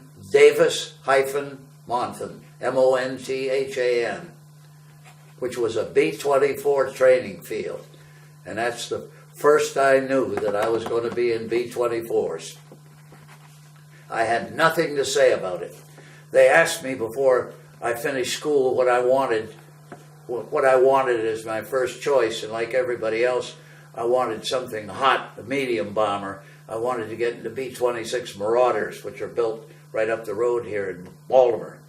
And my chances of getting B-26s were slim and none. They put me into heavy bombers because the need, I'm convinced of an awful lot of this. Wherever the need was, that's where you went. And I suppose rightly so. You may not have liked it, but a little touch of humor about Hondo. There's a wonderful sign on the outskirts of town, and it's still there. A lot of people have forgotten it, but they always remember when I remind them of it. This is Hondo, Texas, God's country. Don't drive through it like hell. That sign is on the outskirts of town, right near where the vice president at that time, John Nance Garner, was from a place called Uvalde, U-V-A-L-D-E, Texas. I know Texas extremely well after my flying time there, believe me. Most Texans are amazed at the fact that I've been from the oil wells in East Texas to the area that's just exactly like the moonscape in West Texas at El Paso del Norte, the pass to the north, up through Alamogordo. I've been in Alamogordo also, but I take great pride in the places I know in Texas. Rio Grande Valley, where Tom Landry, the great coach. He incidentally was a co-pilot in the B-17. Landry flew at the same time I did over there. If you had to describe yourself before you went to England, Right. What type of personality did you have? Well, I would say this foremost. I was always conscious of my age, always, because any place I went, I was, and I don't say this in a derogatory way, I was the baby of the outfit. I was the youngster. And that's still the case. And things I do today, when I travel with people, a lot of the guys I travel with, as I told you a little earlier, 86, 87. I got an Italian buddy right now over in an area near College Park. I just got a Christmas card from him yesterday, Sal Borelli. He's 86. He kids me all the time about being a youngster. You're only 82, you know. He's 86. And that was a very normal transition. I had a gunner on my bomber that was 36. Remember, I was 20. When you got to Davis-Monthan Field, Is that where you met your That's crew? where the crew was formed. I was the next to last person to join the crew. The last person was our co-pilot. I joined and he joined right behind me. I forget whether it was a day or two, but they already had 6 gunners, a bombardier, and a pilot. I want to talk about your crew in this next 10 minutes. Right. Can you describe each one? Yes, I can, and it's very unique because an integral part of the rest of my career starts with what I call, best way of phrasing it is, we had a discussion during our combat tour that led to my going one way and his going another, but it turned out to be the greatest break I ever got in my life. But my pilot was a guy named Sam Layton from Cleveland, Ohio. He's dead now. I understand his son, who was a doctor out in California, went to great lengths rounding up the crew to have a reunion. And it's my understanding, this is all hearsay now because I don't want to claim that someone is dead, yet I received word that these people were dead, that only 4 people of that original crew are alive today. One would be the co-pilot, who's a friend of mine. He came out of school, went to the University of Illinois, and became a PhD. And who was he? Al Jensen was his name. Bob Beatson is the other survivor. And it's my understanding that the radio operator, a fellow by the name of Gibbs, Gibbs, he was an upstate New Yorker, and an Italian tail gunner by the name of Frank Constable, Constabile, Constable. But it's my understanding the other, the bombardier, not known whether or not he's dead or not, but I was told he is, and that's why I hesitate using these things, because if somebody hears this tape, and I doubt very much that anyone is going to make this connection, because as I say, things got shipped around and changed so often. There'd be cases where a guy might have dysentery or something, and you'd be told he can't fly today, you're going to have to fly for him. Or a gunner had trouble, fell off a bicycle or something, broke an arm or broke a leg, and these things happen because, remember, we were riding bicycles with no lights, blackouts, and trains had American trains had curtains down the windows going up the East Coast during that war period. But Layton is one of the most unique people I ever met in this regard. He was built very much like a slender high school girl.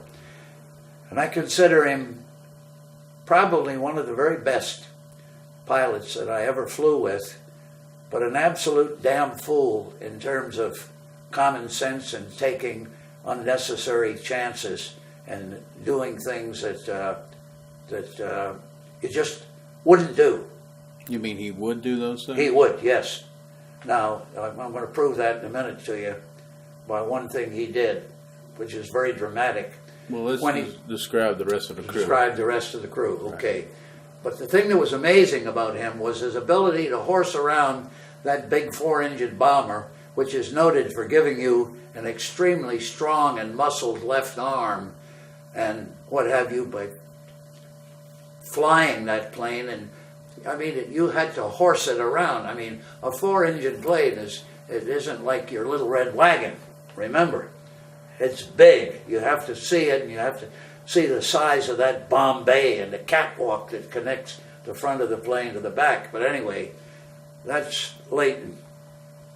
Fagan was a happy-go-lucky guy from Cleveland, Ohio, whose dad, believe it or not, ran a dog food business. I still remember the name of it. Skipper Meat Food Products for animals and so on. And he was a bombardier, right, and a pretty good one. See, when we first went for training and so forth, the presumption, notice that word, the presumption before ever getting there was each crew was going to be bombing individually, and it would be that big precision point bombing. You know, the big rumor was that the Norden bomb site could put a bomb in a pickle barrel from 20,000 feet. Don't you believe it for a minute. I mean, again, exaggeration to the nth degree. Good and very accurate, and we were all given orders that if you got shot down, and we used to, guys at first believed all this stuff, and later on they reached the point where they openly referred to it as a lot of BS, which in effect it was at a later date in the war. But you were given instructions that if that bomb site was in that plane, you had orders to put your 45 in there and shoot all the optic system up, destroy it so that it was no value to anybody. Well, stop and think of how foolhardy that is when they were able, with planes that they captured on the ground from people who had deliberately flown in to places like Sweden and Switzerland, where the intern policy, they were non-combatants. The Germans put together bombers of their own, which were duplicates of our bombers, and would come up and stooge into formations to see what was happening. Now, you're going to run into people and say, that's a bunch of donkey dust. That never happened. Again, you send them to me. You send them to me, because a lot of these self-styled experts, and I hope some of the type I'm describing hear what I'm saying, a lot of them never flew in an airplane, but they know all about a combat mission, and they never were in one, but they've become self-proclaimed experts. That's why I'm very particular about the things I say. Who worked the top gun? The top turret, that's probably one of the most important spots in the plane, because it was known as the Martin top turret. It had twin 50s in it, and those are lethal weapons. And that usually, if not always, you tried to make sure that the guy up there was the engineer for the bomber, because he could get from that top turret onto the flight deck in a moment's notice to do any of the switching of gasoline from one engine to another, the tanks and so forth. And that was a wonderful guy. I have wonderful memories of him. The first guy I flew with was a fellow named Joe Johnson, a real country boy. He's the one that pushed for this reunion that the doctor arranged for, but since then has died. He's one that I wouldn't hesitate saying died, but the others I don't know firsthand. Now, he was the engineer. The radio operator Gibbs, who survived, was a very persnickety, small guy, sort of a Jim Dandy, the type of guy that would wear a straw hat in summertime as opposed to no hat whatsoever. You know what I mean? The type that you might refer to as a Jim Dandy. Flip, affected in the sense that he did a much better job of talking what he knew than what he did know, because he was conversant in just about everything that existed, except he was a superb radio operator. That he knew. And I could tell that by virtue of watching him when he was doing his job, and he was a crackerjack radio operator. The two waist gunners, one was a guy named Gus Boomhauer from upstate New York, delightful guy, who also flew in the most perilous spot of all when he isn't in that waist window, the ball turret gun. Because in that ball turret gun, you couldn't have a guy that was too big, because when you were in that ball turret, it was like a child in a mother's womb. And you were down there hanging underneath. You had the most unusual seat on that entire bomber.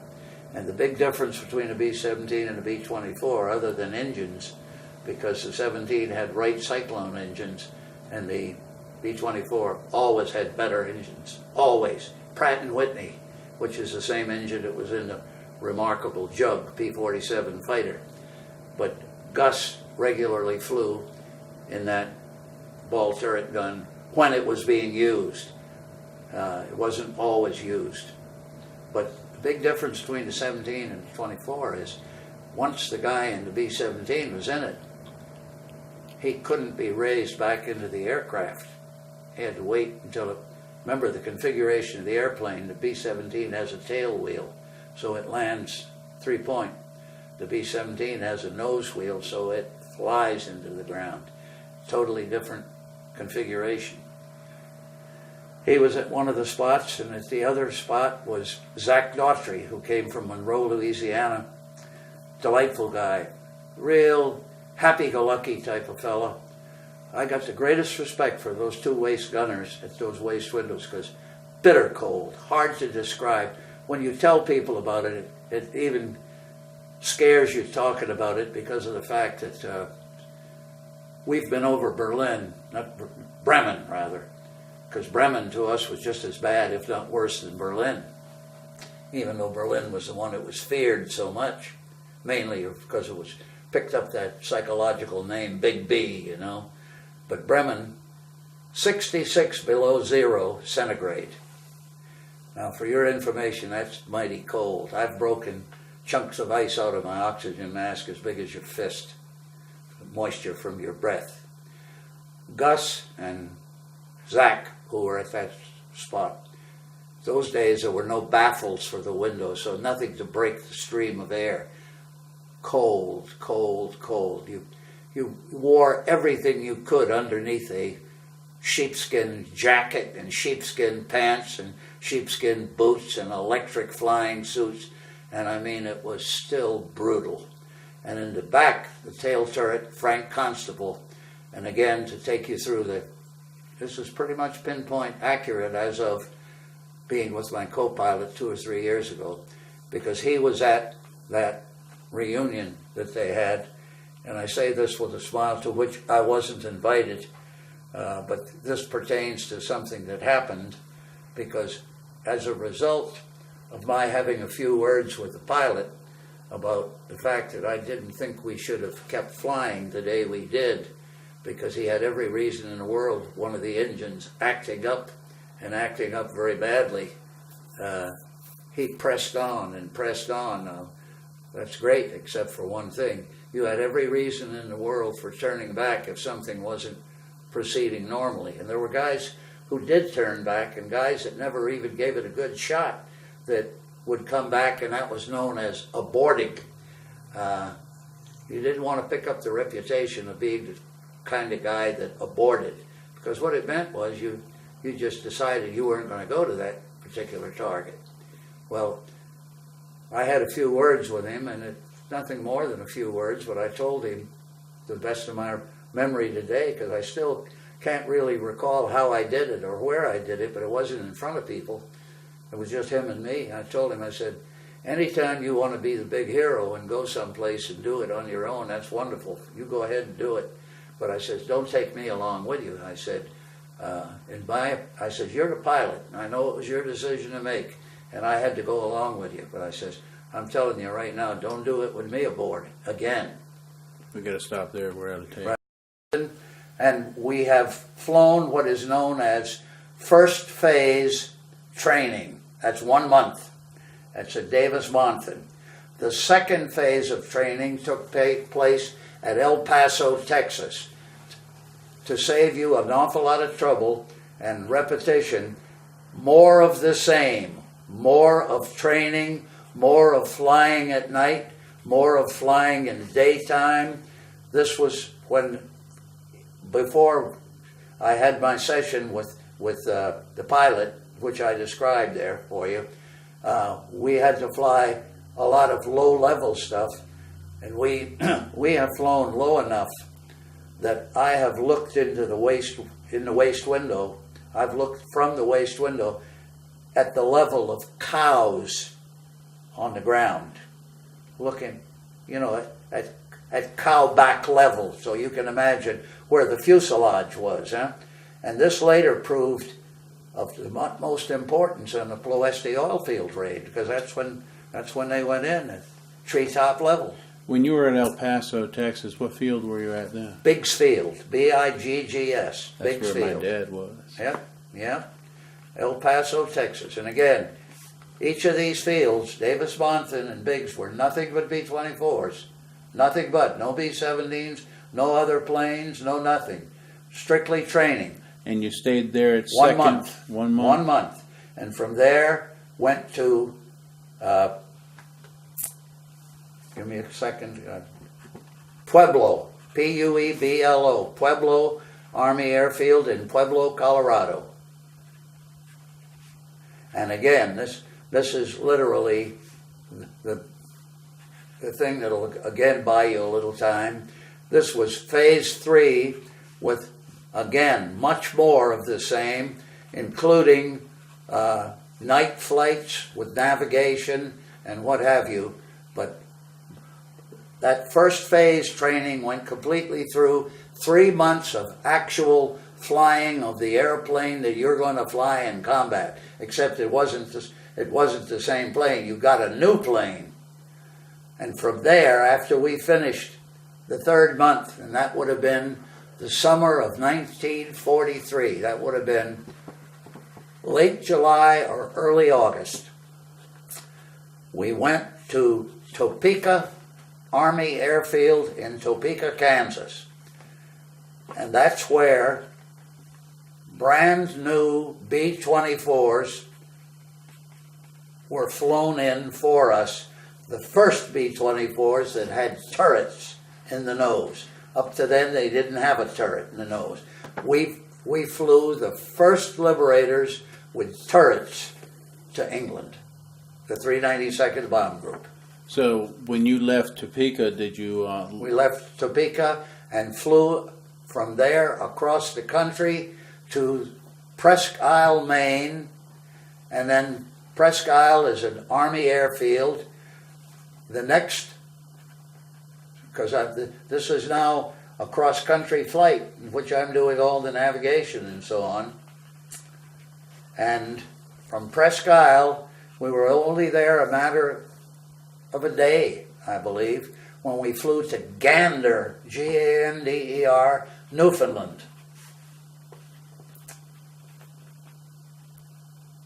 And ready now? Gander, Newfoundland. We prepared to fly not the stepping stone route of Gander, from Presque Isle to Gander, to Bluey West 1, to Reykjavik in Iceland, to Prestwick, Scotland, which was the stepping stone route.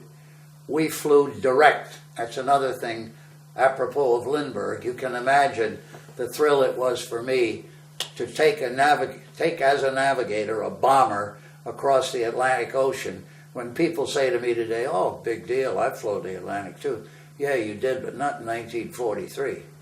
Did you fly at high altitude? 20,000 feet.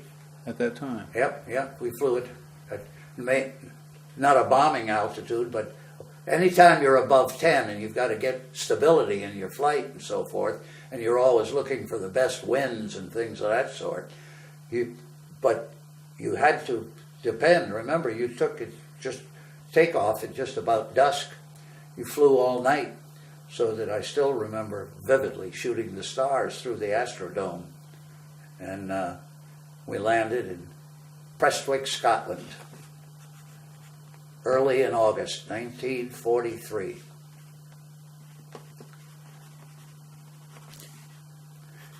And to the best of my recollection, we weren't in Prestwick more than one day or so at most. Because I believe it was a Sunday when we left.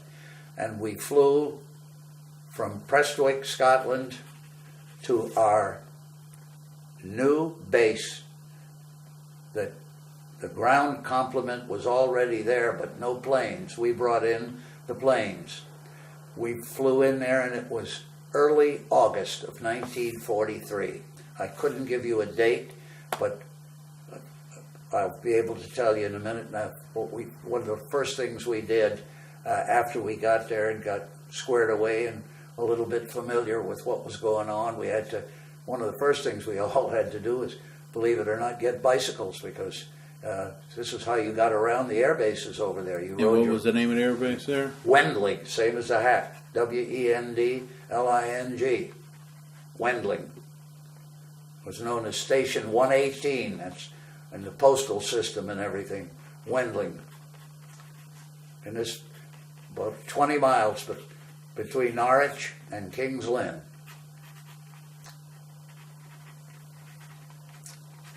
And from there, we went down as crews together. And the navigators and the bombardiers stuck together, and the gunners stuck together in separate spots. But there was a place to go for B-24 guys known as Cheddington, and there was a place for B-17 guys to go known as Bovington. And that is where, this is the most dramatic thing that I'm going to be telling you during the entire interview, again, depending upon your outlook, but this is not only true, but every word I give to you about this is burned into my memory and has been ever since that day when this guy told me this. I ran into a guy there who was an instructor, and he was one of the few people at that school who had completed a tour, a combat tour in B-24s, because you had to fly 25 trips. Now from here on, everything I say to you is verbatim. I've never forgotten it. I looked at him and I said, "What's the loss ratio over here?" Because I was interested in knowing what your chances of finishing were. And he looked at me, and I've never met or known a guy that was more bitter in his outlook in my life. He went like this. "They're going to tell you 4%. He shrugged. He says, "Maybe it is." But he says, "You got to fly 25 trips. 4 times 25 is 100%. You're not going to finish. Take your 45. People correct me and say, "You mean the 38? You had a 45. Take your 45, go on out behind the barracks and shoot yourself." Verbatim. That was before I flew my first one.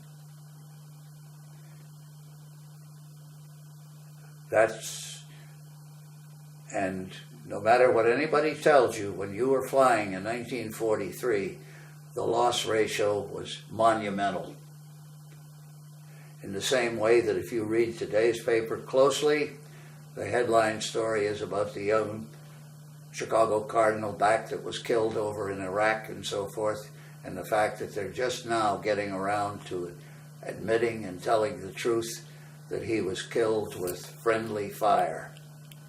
And they dredged up a great story about him and so forth. I'm not being hypercritical or anything else, but frequently these things not only happen, but you've got to be terribly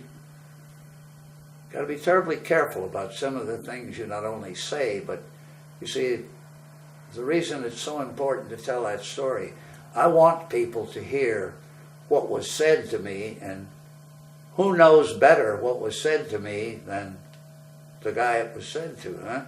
And what do you think my feelings were when I heard that? I don't think you're the only one he said that to. Somebody Probably else not. told me that recently too.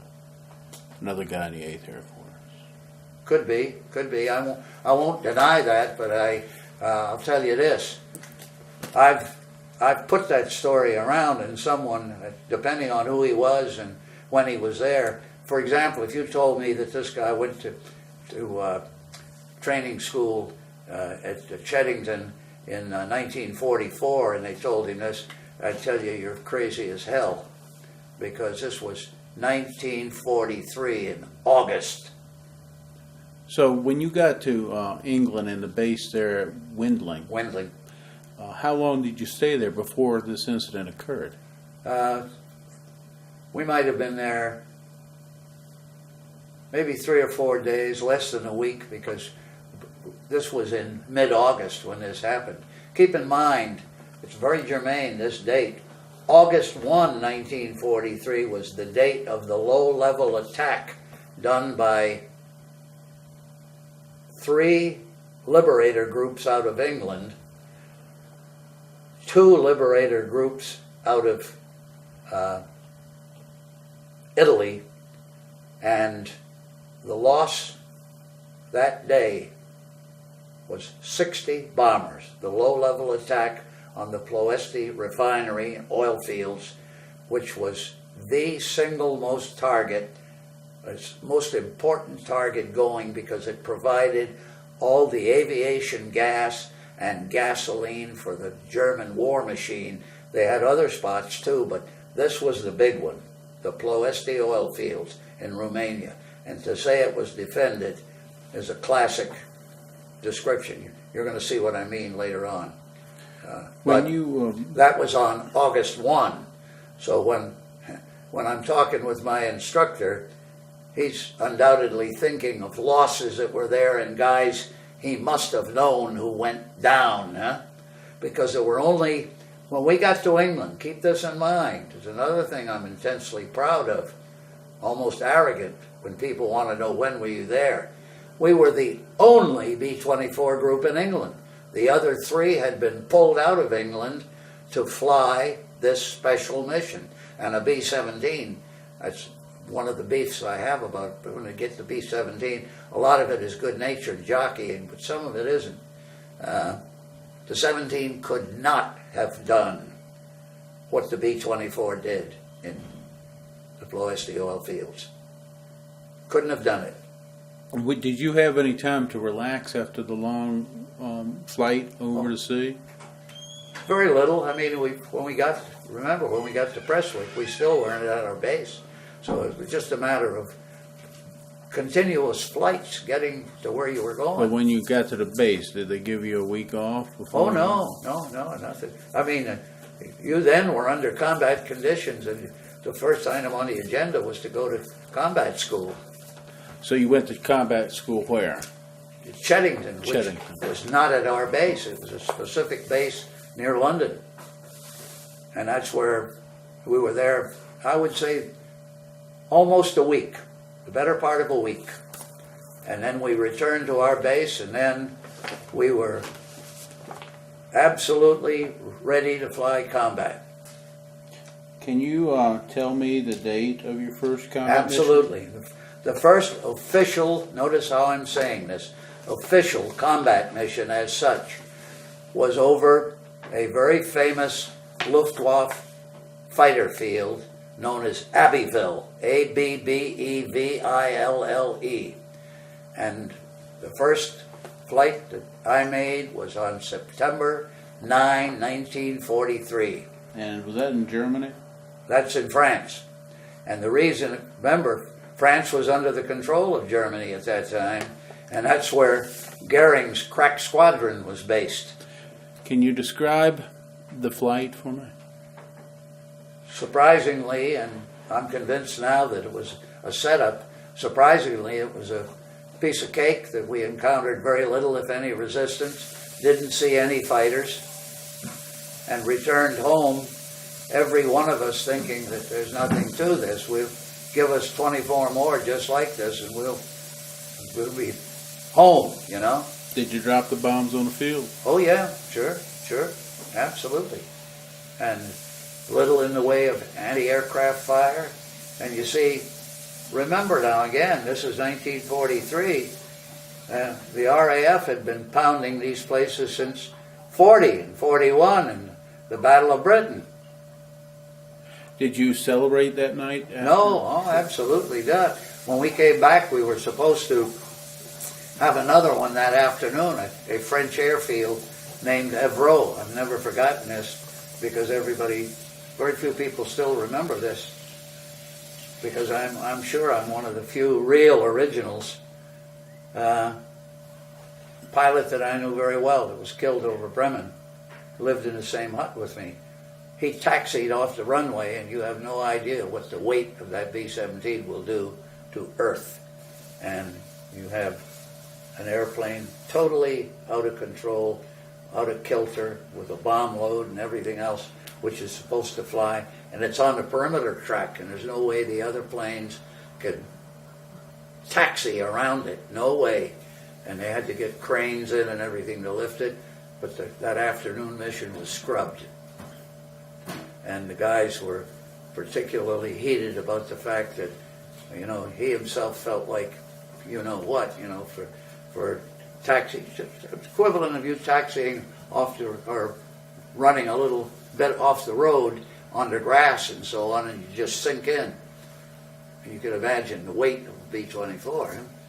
What was your second mission about? The second one is one of the wildest I ever flew, and it was what was known as a diversion. You made passes at German cities as if you were going to go in to bomb them, but you never went in, and the idea was to scare up the fighters. And that was great, except it doesn't make a lot of sense to scare up the fighters when you got no fighters that are with you. Remember, when we flew over the North Sea, and that's why this particular day, still remember the date, this is very important, October the 4th, 1943. And we were on our way making a pass at German cities up in that area. There's a very unique fighter field there, Helgoland. And by the time we not quite got there, fighters were in the air, between 75 and 100 fighters, attacked us head on, and on the first pass they took two bombers, two of them. And the one on our immediate right, the navigator, was a guy that I knew well, that was in my class at Hondo. And his name was Bratcher. And he and the entire crew down, fire like you've never seen, 2,700 gallons of aviation gas, 100 octane, 6,000 pounds of bombs aboard, blew up and down into the North Sea. And if all of that wasn't bad enough, your chances of living in the North Sea were good for about a minute and a half before the cold water would get you. And that's the last I saw of Bratcher.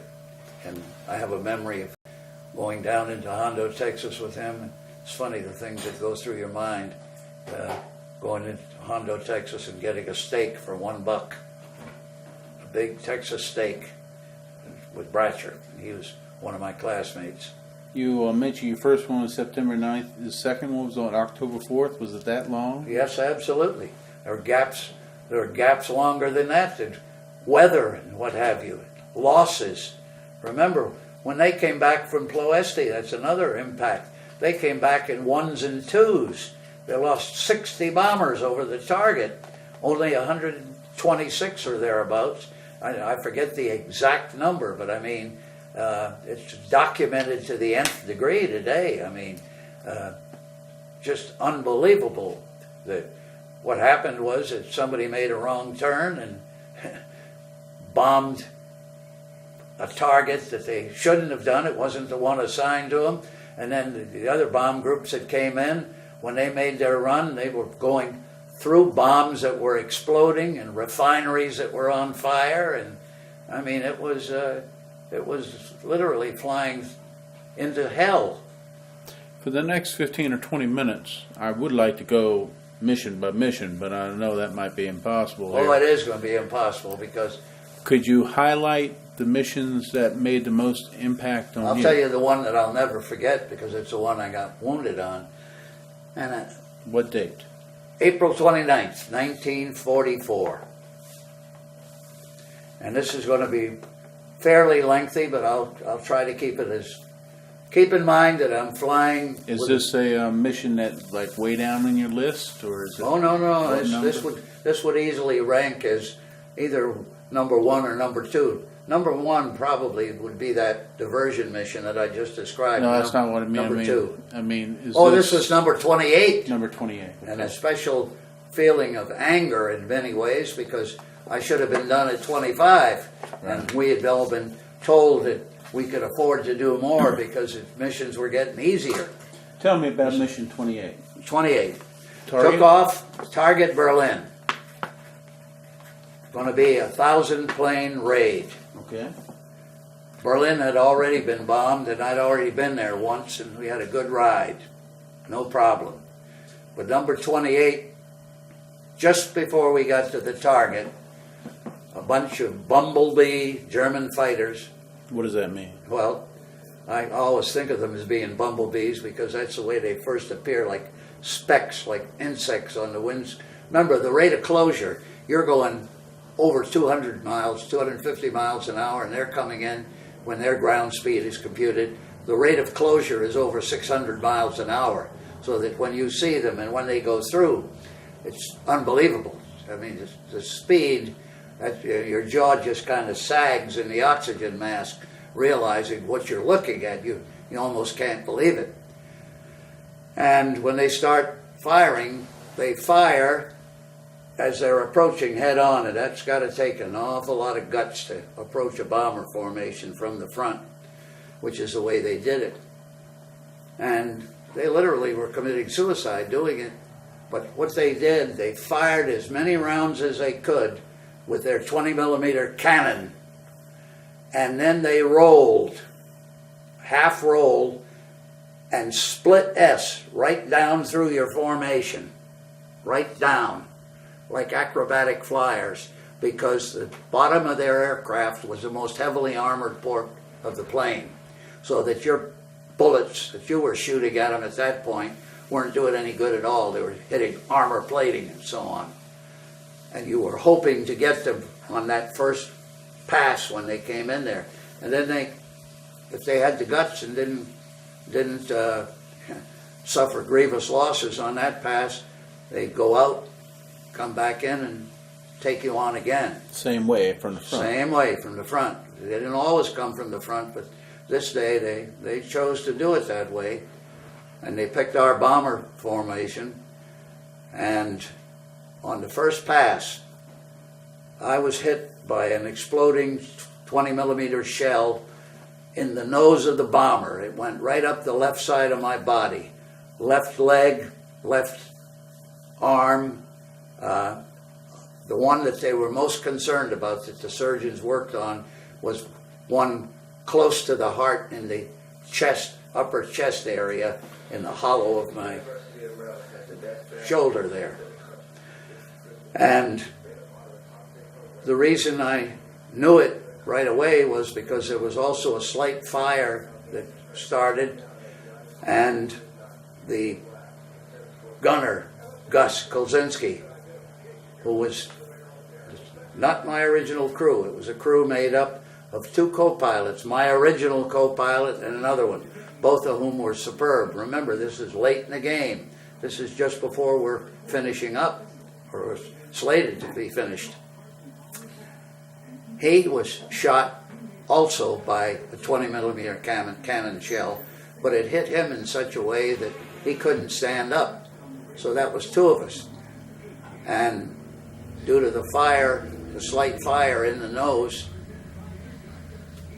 the pilot pulled out of the formation, and you frequently hear people talk about a lonely feeling. That's the loneliest feeling you'll ever have in your life, because you're leaving the safety of that formation and you are preparing to try to get home to England. And remember, the date is very important. Before the invasion had not taken place.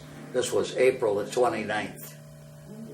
And the pilot did something I will never forget, a wonderful act.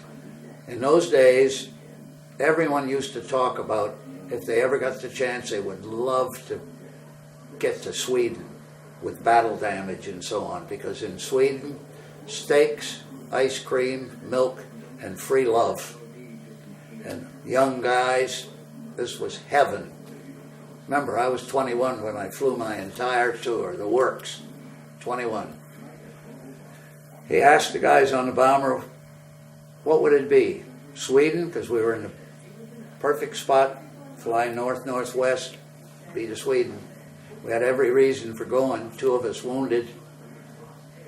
Nature of our wounds not known. Keep in mind we're at 20,000 feet.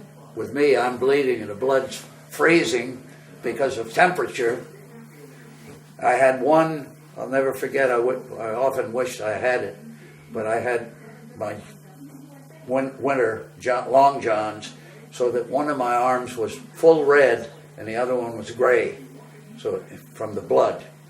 And as the blood was dripping from my arm and so on this floor of the bomber and so forth, it was freezing.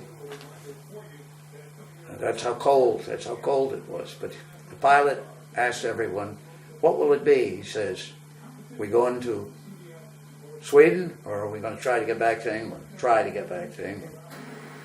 And every guy on the bomber says, England. But Gus Kolzinski, with typical Polish accent, says to me, Lieutenant Beatson, he says, you think we can get back okay? And I told him, I says, I sure hope so, Gus. Because remember, at that precise moment, I'm their insurance policy. But at one and the same time, and I don't hesitate to say this, I'm also my own insurance policy. In other words, I get them home, in which case I'm a great guy in their eyes, and in my eyes, I've done my job. So we ventured out away from that bomber formation, and what a lonely feeling, alone. And all of a sudden, out of nowhere, one P-51 picked us up. And I could never have found out to this day who he was. Tried everything to try to find him, to thank him, and all the rest of it.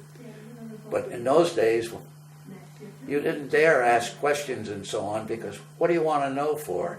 Why do you need to know? And lo and behold,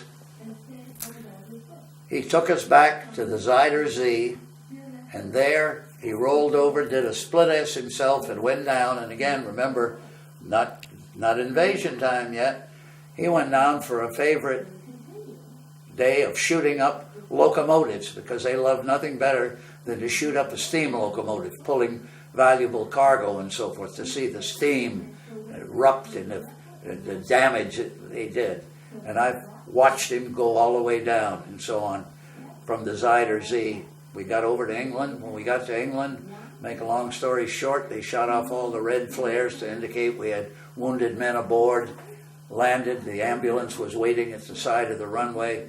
They took Kolzinski and me out, put us in. Believe it or not, we had a base hospital. We went into the base hospital first for preliminary assessment of damage, and then they proceeded to take us to a big hospital. And that's where something happened that a lot of people still don't believe when I tell them about it, especially medical people. The surgeon who operated on me stood in the middle of me and 2 operating tables, and he'd work a little while on me, and then he'd work a little while on the other guy. Gus? No, not Gus. Gus was worked on in another operating. Again, you got your separation of officers and enlisted men. The enlisted men were in a separate wing, and the officers were in a separate wing. Did your wound hurt?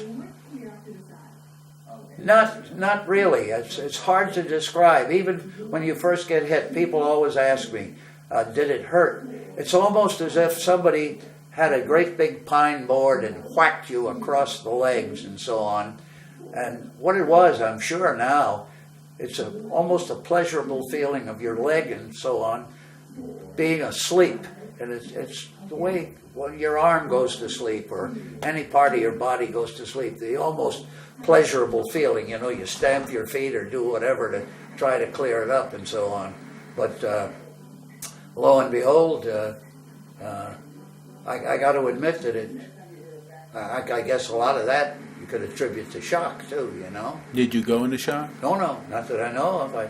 I was responsible for getting that bomber back, and I had regular contact with the pilot, and as luck would have it, his instruments had been shot out, but mine were in working order and so forth, and I stayed in the nose of that bomber, which was something that no sane person would do for the landing, because he didn't have anything that would show him his airspeed, and I called off airspeed for him, and he flew the plane in and landed it with my being in the nose, and because if that nose wheel had collapsed or anything, I'd have been in the middle of a beautiful steel sandwich.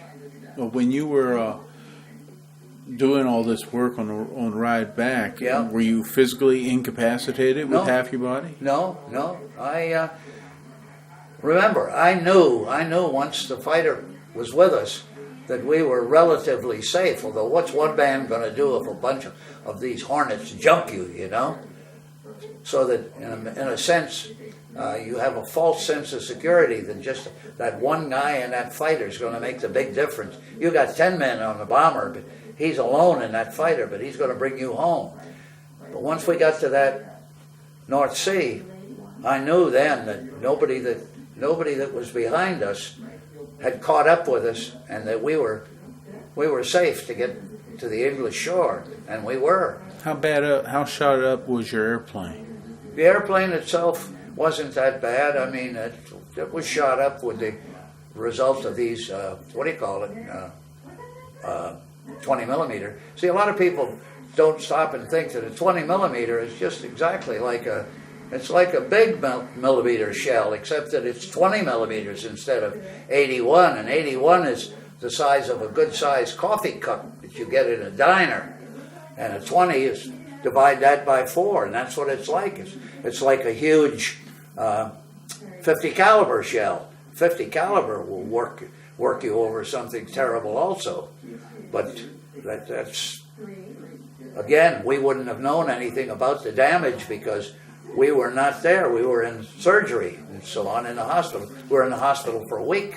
How about the bullet itself? They took out the biggest ones and the toughest ones that they thought would do the most damage, but they left considerable fragments and so forth in me for a long time. I could feel them. You know, that feel them anymore, or have they been removed? Not. It's been some time now. I mean, years. I mean, the stuff. They literally, in many ways, work their way out of your system. I've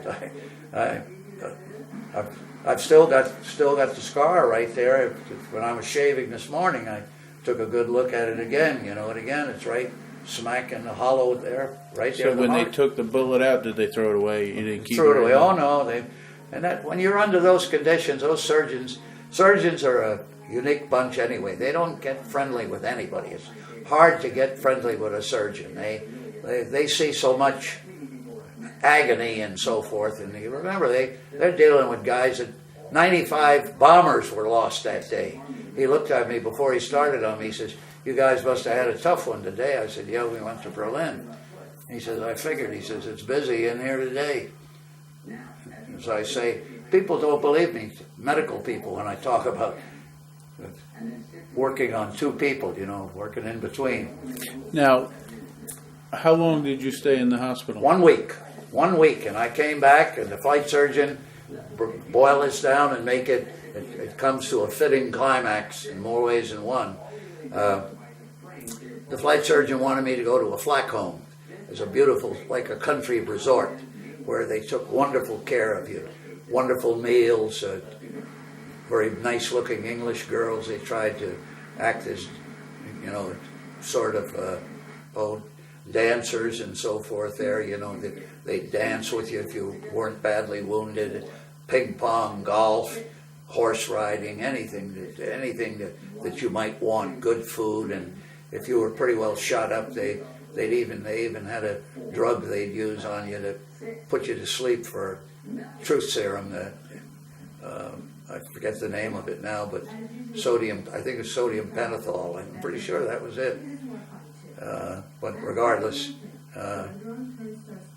I told the flight surgeon. I said, "Look, He was a real nice country boy. And you could talk this way to a flight surgeon because they pretty well came to know you and knew you pretty well. And they understood human nature pretty well. I told him, I said, look, I said, this was my 28th. I says, I don't care what the next two are. I said, 29 and 30. I don't care if they're both in Germany. And I'm not looking for easy rides, but I said, I want to fly both of them. Then he said something to me that I've never forgotten. And to this day, I realize what a GD fool I was, literally and figuratively. He said to me, you've still got your stitches in you from the wounds. I said, I don't give a damn.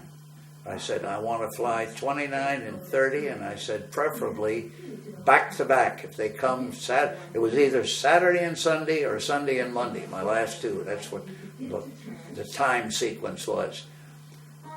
I flew my last two in Germany, both German targets, flew them both with my stitches still in me, and to this day, I still get the shudders when I think about it. Suppose I had to bail out on either one of those missions, and I've got wounds in me that got stitches. And when that chute pops and opens, you got any idea the jerk it makes? And I flew them with my wounds, and today I just look back and realize what an hell stupido deal. And not bravery. I mean, bravery had nothing to do with it. It's just that I wanted to get that thing over with. Did you go back to your regular crew? Oh no. I even forget who was with me that day. I couldn't tell you. If I had to tell you, I couldn't really tell you. Although I think I've talked with my co-pilot since, and he's refreshed my memory about a lot of things.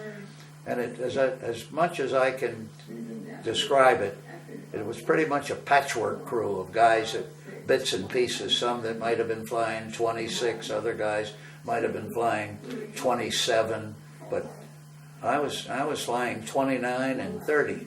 And I'll tell you why it always used to bother you about this extension. When you stop and realize that we regularly, I don't mean it happened every day, well, we regularly would see a guy that was flying his last one, 25, and get shot down. And boy, that tore your heart out because you were so close, like missing one number on the lottery. That's about what it was. Except in this one, your lottery might have been death, 25, down. But you never talked about somebody dying. You had a phrase that you used. You used two phrases usually. You say that so-and-so went down. That's all you'd say. He went down. Or we didn't see him after we were at the target. We didn't see him. Or he went down over the target. You never said he got killed. Another one, when it was a real bad one, it looks like he bought the farm. And I'm sure you know the origin of that, don't you? $10,000 policy. And the $10,000 would go to your mom and dad, and your mom and dad could buy a very respectable farm in the United States in 1944. So this was a way of referring to it. You cashed in your insurance policy. It was always to your mom and dad, unless you were married. And most of us were not married. And some guys were. But he bought the farm when it was a real bad one. A lot of guys that supposedly bought the farm came out miraculously. Come out of the middle of explosions. That's why I never flew after that first ride, that number 2 ride. I never flew with anything but a backpack chute, which meant that I always had a chute with me in case I was blown out of the airplane on the way down in the event I came to and what have you. I had a chute on my back. I wasn't out there with just a harness and no chute. Whatever happened to Gus? You mean Gus Kolzinski? Yeah. Last I knew, when I left England, he was still at the base. It wasn't his 30th. I'm sure of that. I have no idea what happened except that my guess, this is definitely a guess, because he is one of the guys that wasn't on my original crew when I told you there are 4 guys I know of that are supposedly still alive, although that could have changed too, because my co-pilot told me this about 3 years ago. My guess would be that Kolzinski, due to the death rate, you see, World War II veterans are dying at the rate of 30,000 a month. That's 1,000 every day. I was talking about what happened to him before you left England. Don't know. Were you already split up by that time? Oh, I was flying. I was bunking with another flying officer. He was back with his bomber buddies. They're separated. What airplane were you flying that day that you got attacked and wounded? Just a regular plane we were assigned to. It wasn't given a special name? No, don't remember any name. Don't remember. And were you assigned to any one particular plane for extended amount of time? oh yeah, one time I was.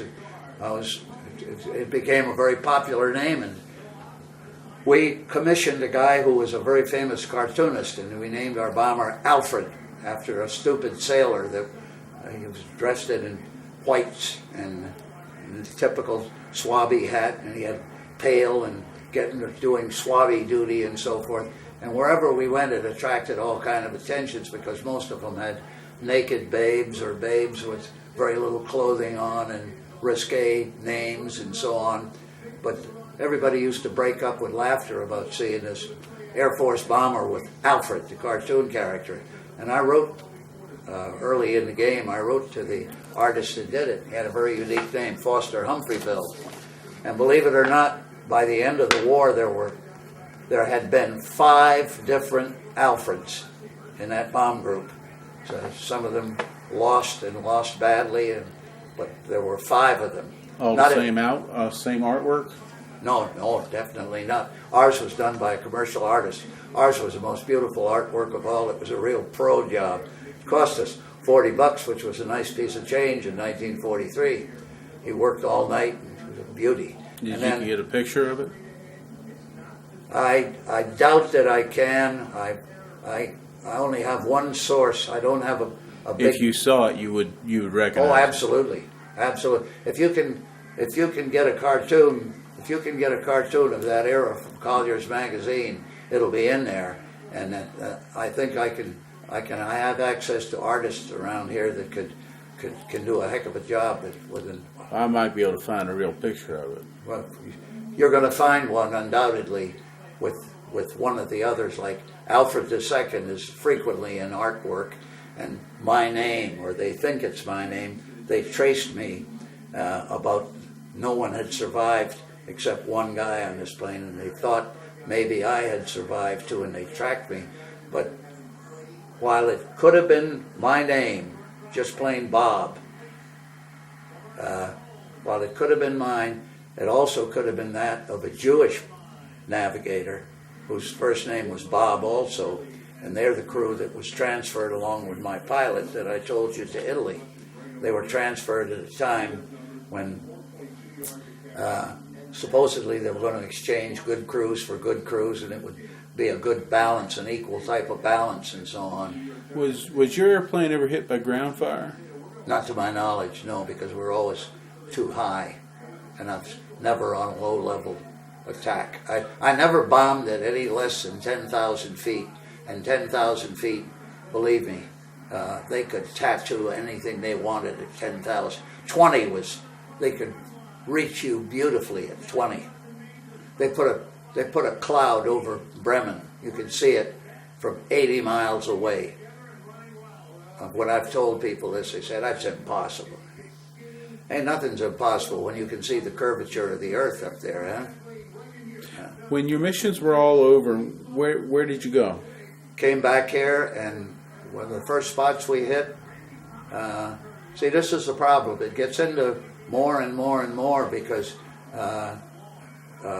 depending, again, how much you're going to want to go with this thing, because I've got to take you from here through Atlantic City, a redistribution center where we were given a 10-day leave to just get our feet back on the ground and do anything we wanted. How'd you get back here? On a convoy. I left England on D-Day, left Scotland, Greenock, Scotland, this little town up here, right near Annapolis is named Greenock. There's several places up there with Scotch names that had Scotch neighborhoods. You remember the name of the boat? Yeah, the French Colombie, Colombie, was part of a 21-ship convoy. Remember, we were escorted in a convoy because the invasion was just taking place when we left. We were in the Irish Sea when Ike announced the invasion. How did that make you feel when you heard the announcement about the It invasion? made me feel like $1 million, but just a sense of terrific relief knowing that I wasn't going to be doing any more flying, and yet I was coming back to an America that was gearing up like you wouldn't believe for the Pacific with B-29s, and that was always in the back of your mind too, which allows me to get into another field totally, because when I came back, I did things exactly backwards. I did my combat flying as a navigator and earned a certain love and respect from that bomber crew that I flew with. I came back and I then went to pilot school. Tell me where you went there. I went to pilot school at Brady Field, which is in Texas, and flew PT-17s. That's a Stearman, a PT-17. And I went from there to an AT-6 in basic, and if that would give you an idea of how things had progressed, an AT-6 in basic, that's what they used to fly in advanced for fighters, so that I was flying in basic what they used to fly in advanced. I flew an AT-6 moving from 220 horsepower to 650 horsepower in single engine, and lo and behold, I wound up, this is the best part of the story of all, I wound up at that field in Moore Field in Mission, Texas, having flown AT-6s when the A-bombs were being dropped, and at that point everybody was declared surplus, and many of us were sent to Ellington Field, Texas, and at Ellington Field, Texas, that was the big point time when they were totaling up points and everything, and to keep us busy, they were giving us the equivalent of college extension courses and everything to keep you busy doing something.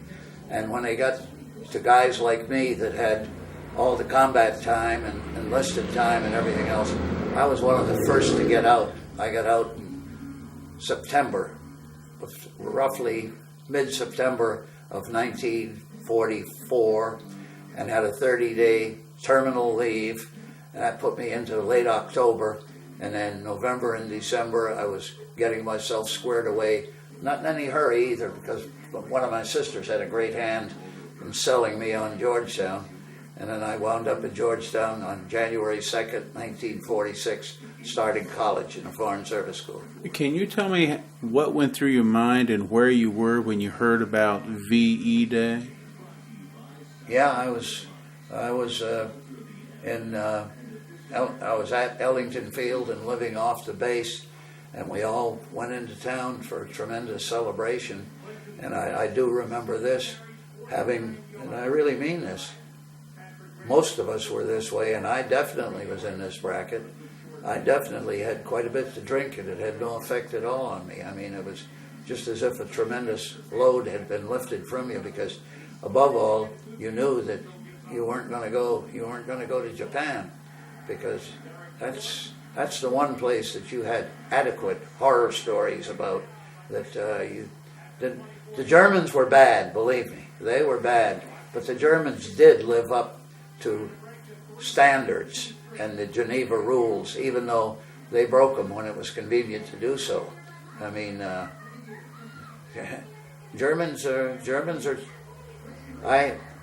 Later in my post-military life, I had occasion to handle displaced persons, and one of my camps had 20,000 inmates in it, Slovenians, and one of the Slovene guys in there of Germanic descent had been in a German military outfit at the gates of Moscow, where they were turned back by the Russians. And he has told me on more than one occasion of firing and killing people, the Russians, with his machine gun, like cordwood, piled up like bodies piled up like cordwood. He just got tired of killing Russians.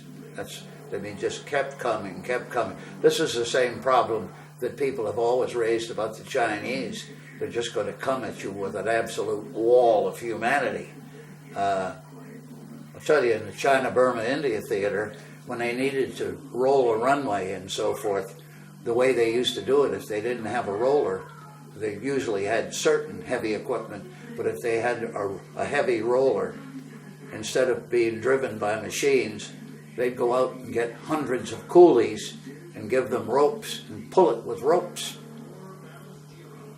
And I'll tell you another one of theirs, jackasses were very important in the giant Burma India theater for the Burma Road. And so, and I have a buddy that I eat breakfast with every morning that helped build the Burma Road. And when they loaded several mules in the back of a cargo plane, and they found out that it was going to be tough to climb the mountains, I almost hate telling you this, but they opened up the back of this cargo plane and pushed the mules out. And I've had people ask me, well, did the mules have parachutes? Well, stop and think that through, huh? Well, Mr. Beatson, is there any final thoughts that you'd like to leave me with today? Not really, except having told you about Ploesti, I'd be very guilty if I didn't show you this, because you just stay right there and I'll bring it up and show it to you. And I'm going to come over there. I just wanted last comment here. Okay, you mean you're going to do something over here? Yeah, I'm going to scan your things okay. in a moment. So, well, I don't know how much you're going to want to do of that, but I'll show you what I have over there. But I definitely feel I owe you this. I have a moral obligation. You'll have a feeling for Ploesti that you may